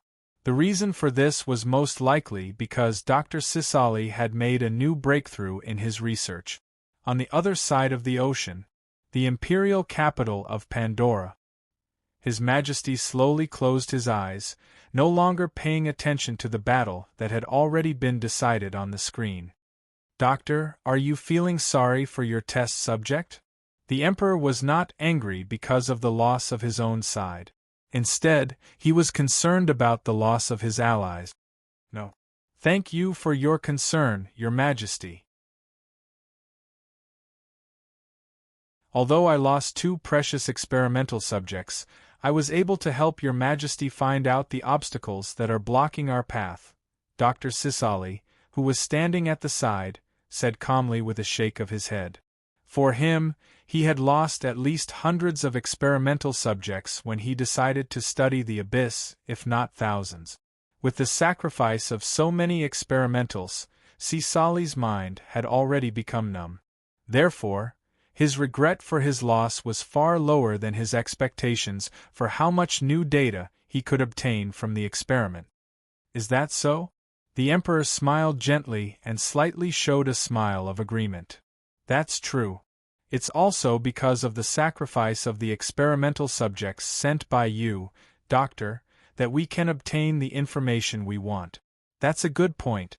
After the Emperor affirmed the contribution of his allies, he slowly stood up from the throne. I didn't expect that when Euphemia left this world to travel to a new world, she also brought variables back to this world. This is our negligence. The Emperor lifted his feet and slowly walked down the stairs in front of the throne. The Dr. Cesare followed behind him. However, this oversight isn't a big deal to us now. At the very least, in our list of actions, their existence is not our priority. Speaking of this, the Emperor showed a mocking smile. Of course, this is limited to them not coming to trouble me. However, this was impossible. Doctor, don't you think so? Dr. Cicely frowned slightly and found that things were just as the Emperor said. It was obviously impossible for Euphemia and Rei Minkai's group to not cause trouble for him. Not to mention C and Lena, who were forcibly brought back to Pandora by the Emperor. The existence of his doctor and assistant, Phyllis, was enough to attract Rei Minkai and Euphemia, who seemed to have become members of the agency. Thinking of this, the doctor sighed secretly. He found that after thinking about it, the only way to decipher C's world as quickly as possible was to take the initiative in the subsequent actions. Your Majesty, are you really going to leave Europe alone? Although Cicely already had a clear understanding in his heart, he still asked the question. Haha, it's just Europe. As long as they want it, then give it to them. Although Euphemia, Cornelia, and the Lion Knight are there, that's the territory of Langlonshi. The Emperor didn't care about the gains and losses of Europe. After getting information about the Tusked Lion and Rei Minkai, the Emperor retracted most of his attention and refocused on C's world. Doctor, how sure are you? Cicely showed a confident smile. It's not 10%, but it's 70%. I didn't expect that at this critical moment the key would relent. Humph, C. She relented, but it doesn't mean that she has obeyed us. This woman is not an ordinary woman, but an immortal witch. Witch? Sisali raised his eyebrows, somewhat disapproving. In his memory, among the people he knew, only she, the Scarlet Queen who controlled the castle, could be called the witch. Don't underestimate her, Doctor. Although the Emperor verbally told the doctor not to take it lightly, he himself was the same as the doctor, disapproving of the hidden things behind C.C.'s relenting. Because the Emperor had seen similar scenes too many times in other parallel worlds. Let's go. Let me see the doctor's results. I can't wait to enter C's world and talk to Charles. The camera returned to the battlefield between the tusked lion and the destructive gorilla. The destructive gorilla, whose Z-core was smashed by the blade, lost all signs of movement and fell powerlessly in front of the tusked lion. It's over. Sitting in the cockpit, Ray Minkai slowly breathed a sigh of relief as he watched the river flow past the destructive gorilla. Yes, it's over. The white cat nodded, but in the next moment its figure suddenly flashed and disappeared from the cockpit. When it reappeared, it was on the wreckage of the destructive gorilla. State 0? Did you find anything? Although Ray Minkai was puzzled by the sudden appearance of the white cat on the wreckage of the destructive gorilla, he still carefully checked the surrounding situation. After confirming that there would be no enemies in a short time, he let the tusked lion lower its head and opened the cockpit next to the wreckage of the destructive gorilla. Here. The white cat did not look back. It only stretched out its right front paw and pointed at the smashed Z-core of the destructive gorilla.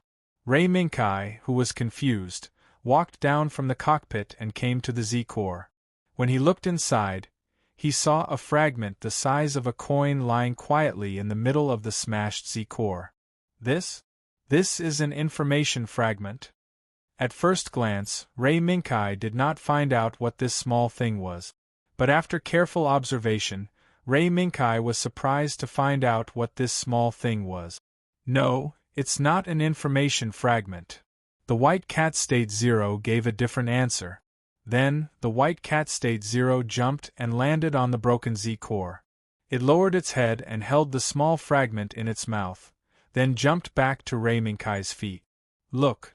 The white cat State 0 handed the fragment to Ray Minkai. When Ray Minkai's right hand touched the fragment, images suddenly appeared in front of Ray Minkai's eyes. In the beginning, Ray Minkai did not see the images that flashed in front of his eyes. But after Ray Minkai reacted, the images that flashed in front of his eyes brought some information to Ray Minkai. Laboratory. It was full of large and small experimental instruments. There was also a man in a white coat, standing alone in front of the experimental instruments and fiddling with them. In addition, Ray Minkai also saw a symbol covered by these experimental instruments. A V-shaped symbol that looked like a flying bird spreading its wings. As soon as this symbol appeared, Ray Minkai was kicked back to reality. Ray Minkai was shocked. Before he could speak, the white cat State 0's question followed. Kai, did you see anything? Ray Minkai pondered for a while and nodded slowly. I did see something. What is it? Ray Minkai's lips moved. After pondering for a while, he said slowly, I saw the truth of this world. The truth? Yes. Ray Minkai nodded and looked back in the direction of Langlon West. From now on, the gains and losses of Europa are no longer important. We must rush back to White Wolf Fort immediately. As the two red and green signal flares rose into the sky, Euphemia, Cornelia, and the others on this side of the battlefield were immediately attracted by the two signal flares. That's Kai's signal. Sitting in the pirate Gauda's cockpit, Euphemia's eyes flashed with a light as she covered Cornelia, and Veretta led Department Q to recover the wreckage of the strange body. UFFI. What does this signal flare mean? Obviously, Cornelia still did not know the purpose of the red and green signal flares. Sister Royal. Retreat immediately. Everyone return to White Wolf Fort. Also, tie a bomb to this wreckage and throw it here to destroy it. Euphemia retracted her gaze from the signal flare that rose into the air and said the decision that she had discussed with Ray Minkai earlier. Destroy it? Don't you want to bring it back and let Royd study it? Cornelia was slightly surprised and said subconsciously. Cornelia and Veretta naturally saw the battle between the pirate Gouda and the strange body. The maneuverability of the strange body was still fresh in Cornelia's memory. No. If you want to study it, I have more, better technology and samples here. Let's just destroy this wreckage. Euphemia shook her head and signaled for everyone to stop what they were doing. After throwing back the parts and components that were dismantled earlier, the work of disposing of the wreckage began. Boom! After a loud explosion, the pirate Gouda, Messiah, Eva Base, and the other bodies that formed the team quickly retreated in the direction of White Wolf Fort. UFFI. What exactly happened? According to the original battle plan, we shouldn't be retreating now, right? Cornelia asked what everyone was thinking. I don't know either. However, since Guy has already sent out the retreat signal, then it means that this battle has already become unimportant. Euphemia shook her head and didn't reveal too much information. It wasn't that Euphemia didn't trust Cornelia and Veretta, but because the truth of the matter would have a huge impact on the entire Q department, Euphemia still chose to reveal the entire plan to Cornelia and Veretta in a private conversation later. Beep beep. As the team moved forward, Messiah and Valkyrie's personal encrypted channel rang with the sound of communication. After Cornelia and Veretta glanced at each other through the screen, they turned off the team's channel in unison and switched to their personal encrypted channel. Royal Sister, Veretta. From now on, the information that I say, temporarily don't reveal it to anyone other than the three of us. As soon as she opened her mouth, Euphemia said something that made Cornelia and Veretta's hearts tighten. As the Imperial Princess, as an Imperial official, they naturally knew what Euphemia's words meant. Understood. Please say. Cornelia and Veretta said in unison. Hearing that, Euphemia nodded and then revealed all the secrets of this world. Royal Sister, Veretta. This world isn't as simple as what we see. In the corner that we can't see and can't touch, there's another world. And the existence of this world can affect the operation of the real world that we're in. And this world hidden in the dark side, we call it World C.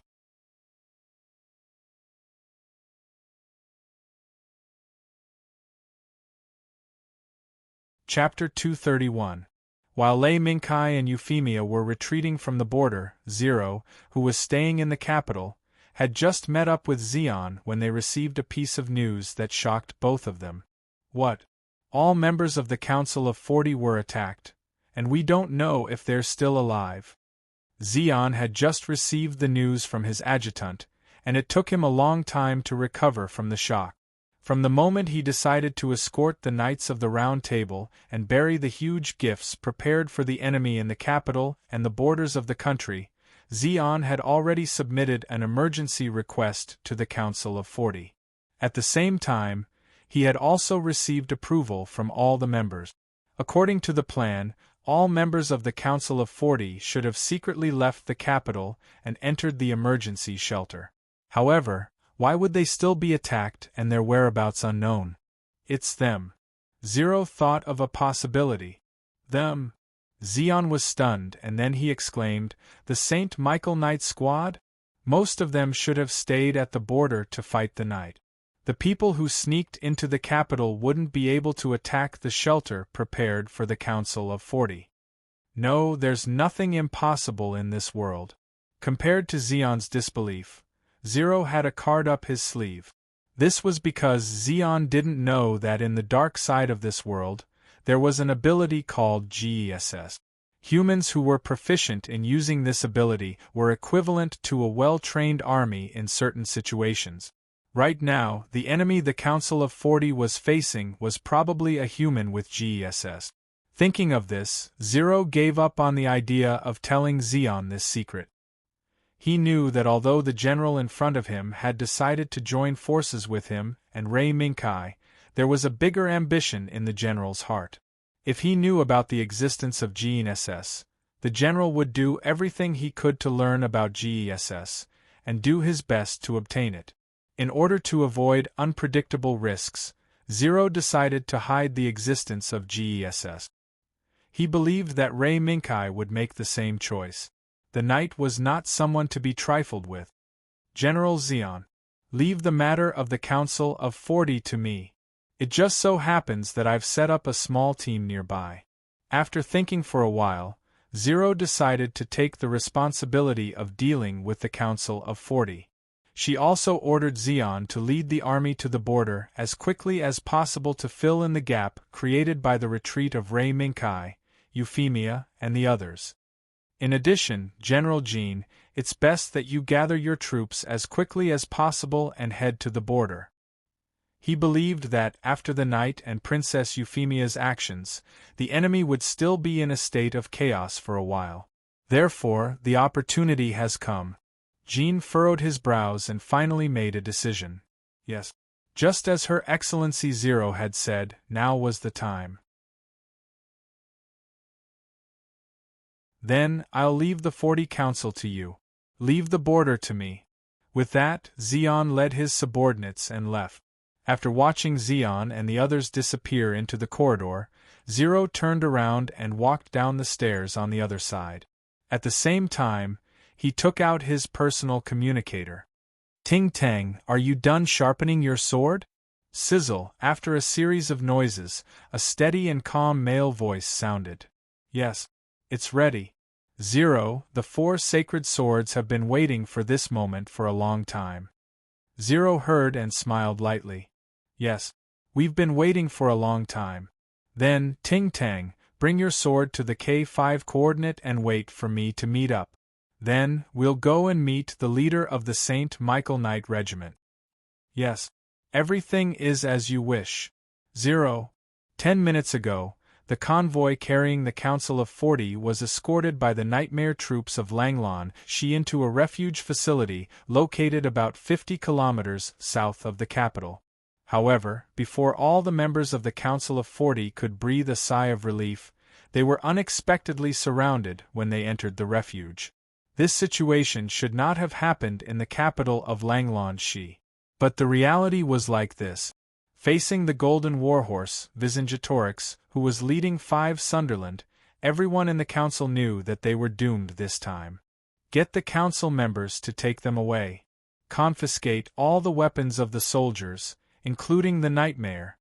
Shang Lo stood up from the pilot's seat opened by Sunderland and waved his hand to give the order. Looking at the dejected council member who was beaten down by his own soldiers, Shang Lo couldn't help but feel relieved in his heart. Although he did not save the Knight of the Round Table, capturing all the members of the Council of 40 should be enough to make up for his mistake. Thinking of this, Shang Lo looked back at the Golden Warhorse, Vercingetorix, that was parked next to him. Since just now Xian had been silent. Even if something unexpected happened, he could only give a unilateral order. Other than that, there was no other communication. Even when facing Shang Lo, this staff officer. What the hell is going on? Is it because the mission to save the Knight of the Round Table failed? But as soon as this thought appeared, Shang Lo rejected it. What's more, no matter how Shang Lo speculated, she was never a roundworm in Xian's stomach. Otherwise, she wouldn't have ended up being killed by her beloved Xiaoyinga in the original work. In the cockpit of the Golden Warhorse, Vercingetorix, in a corner that Shang Lo couldn't see, Xian Hugo Xiaoyinga was sitting in the driver's seat with a dull expression. His left eye was glowing with red light. In the depths of the red light, a V-shaped symbol that looked like a bird spreading its wings was faintly discernible. This place is? At this moment, in front of Xian's eyes, an unknown mysterious world was quietly unfolding in front of his eyes. This place is? Standing on the empty ground, Xian looked at the faint mist around him in surprise. Above the distant dome, there was a round object that looked like the sun, but it wasn't. Strange. At the first sight of this space, This word appeared in Xian's mind, but at the next moment, another word replaced the word strange. Intimate, yes. After the initial shock, Xian actually discovered that the feeling this space gave him was actually a kind of intimate feeling. It was as if, from the beginning, he was born in this space. What the hell is this place? Looking left and right, Xian couldn't understand the situation in front of him. However, just when he wanted to take a step forward to check the situation around him, the ground suddenly collapsed. As for Xian himself, he fell into the endless abyss from the collapsing earth without any warning. Wow! Xian suddenly let out a cry of surprise, which was followed by a series of hurried gasps. Xiaoyinga! What happened? Shang Lo, who noticed the abnormality, immediately asked. No. It's nothing. Shang Lo let the soldiers line up. After gasping for breath for a while, Xian shook his head and casually found a reason to send Shang Lo away. Yes. Xiaoyinga. After Shang Lo left, Xian turned off all the communication channels and sat alone in the cockpit of the Golden Warhorse, Vercingetorix. What the hell just happened? Looking at his slightly trembling right hand, Xian subconsciously clenched it. What the hell just happened? My GNSS actually went out of control? Thinking back to the scene just now, Xian was confused. The only thing he knew was that at some point in time, his geas went out of control and brought him to an unfamiliar world. Other than that, Xian knew nothing. After a long silence, Shin opened the cockpit and jumped down from the driver's seat. He landed on the ground and walked towards Shang Luo's location. Xiaoyinga, the prisoners have been lined up. Shang Lo, who had ordered his soldiers to line up the prisoners, secretly let out a sigh of relief when he saw Xian.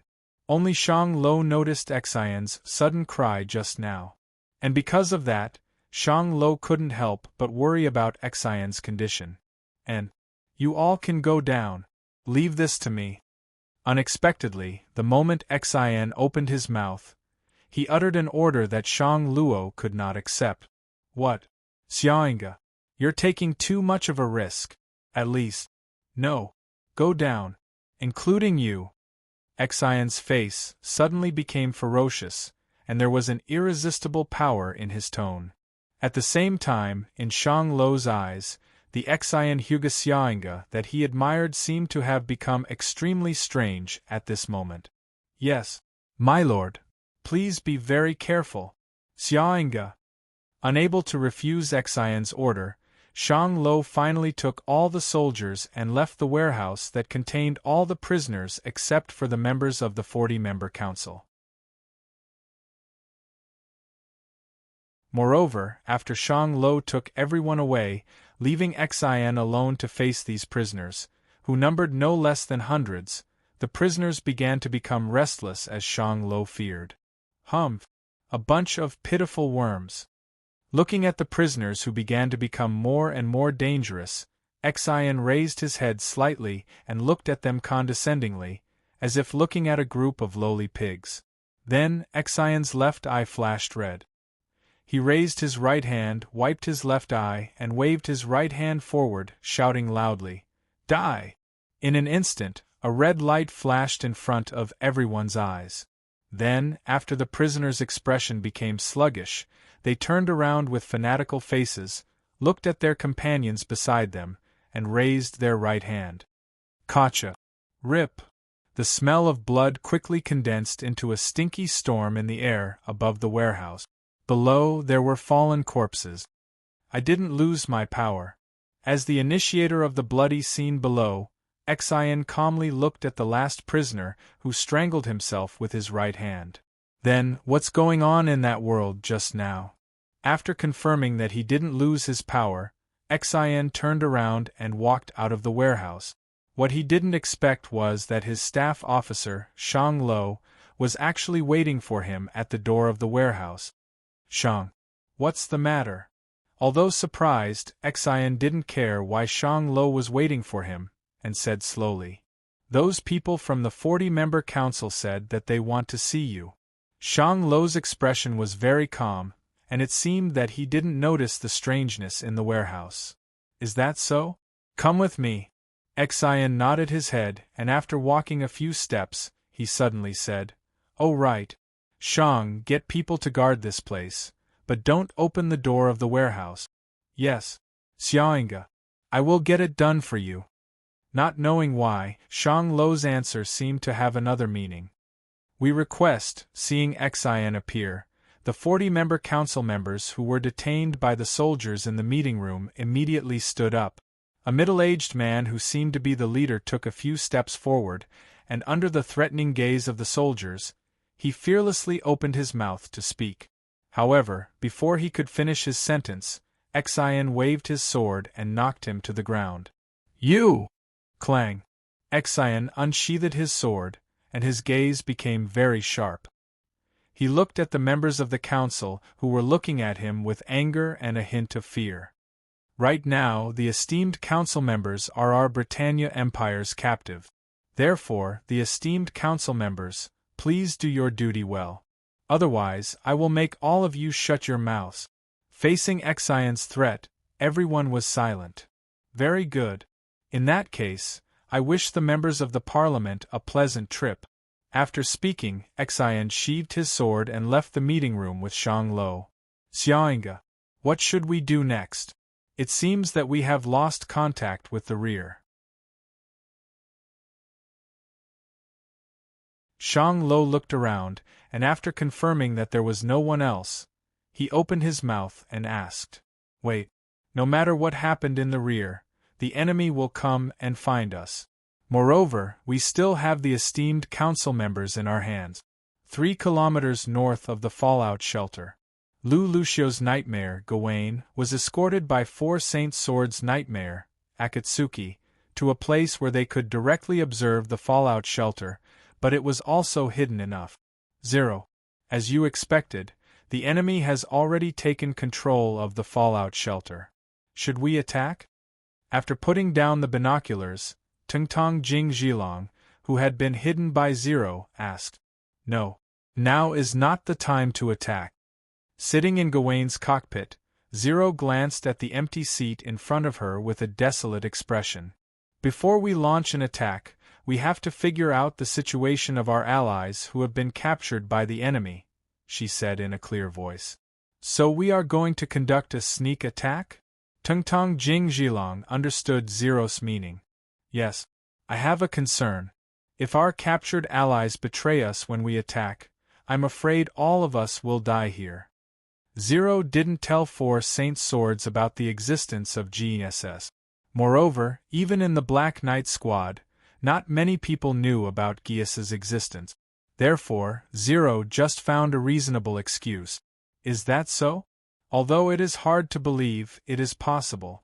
After all, the soldiers of this country have no honor to speak of.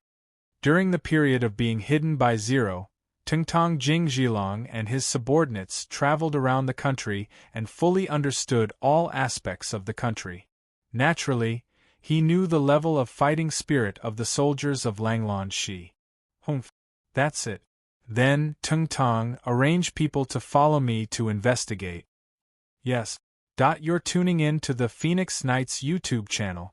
Don't forget to subscribe and join us on this journey to catch the most captivating stories.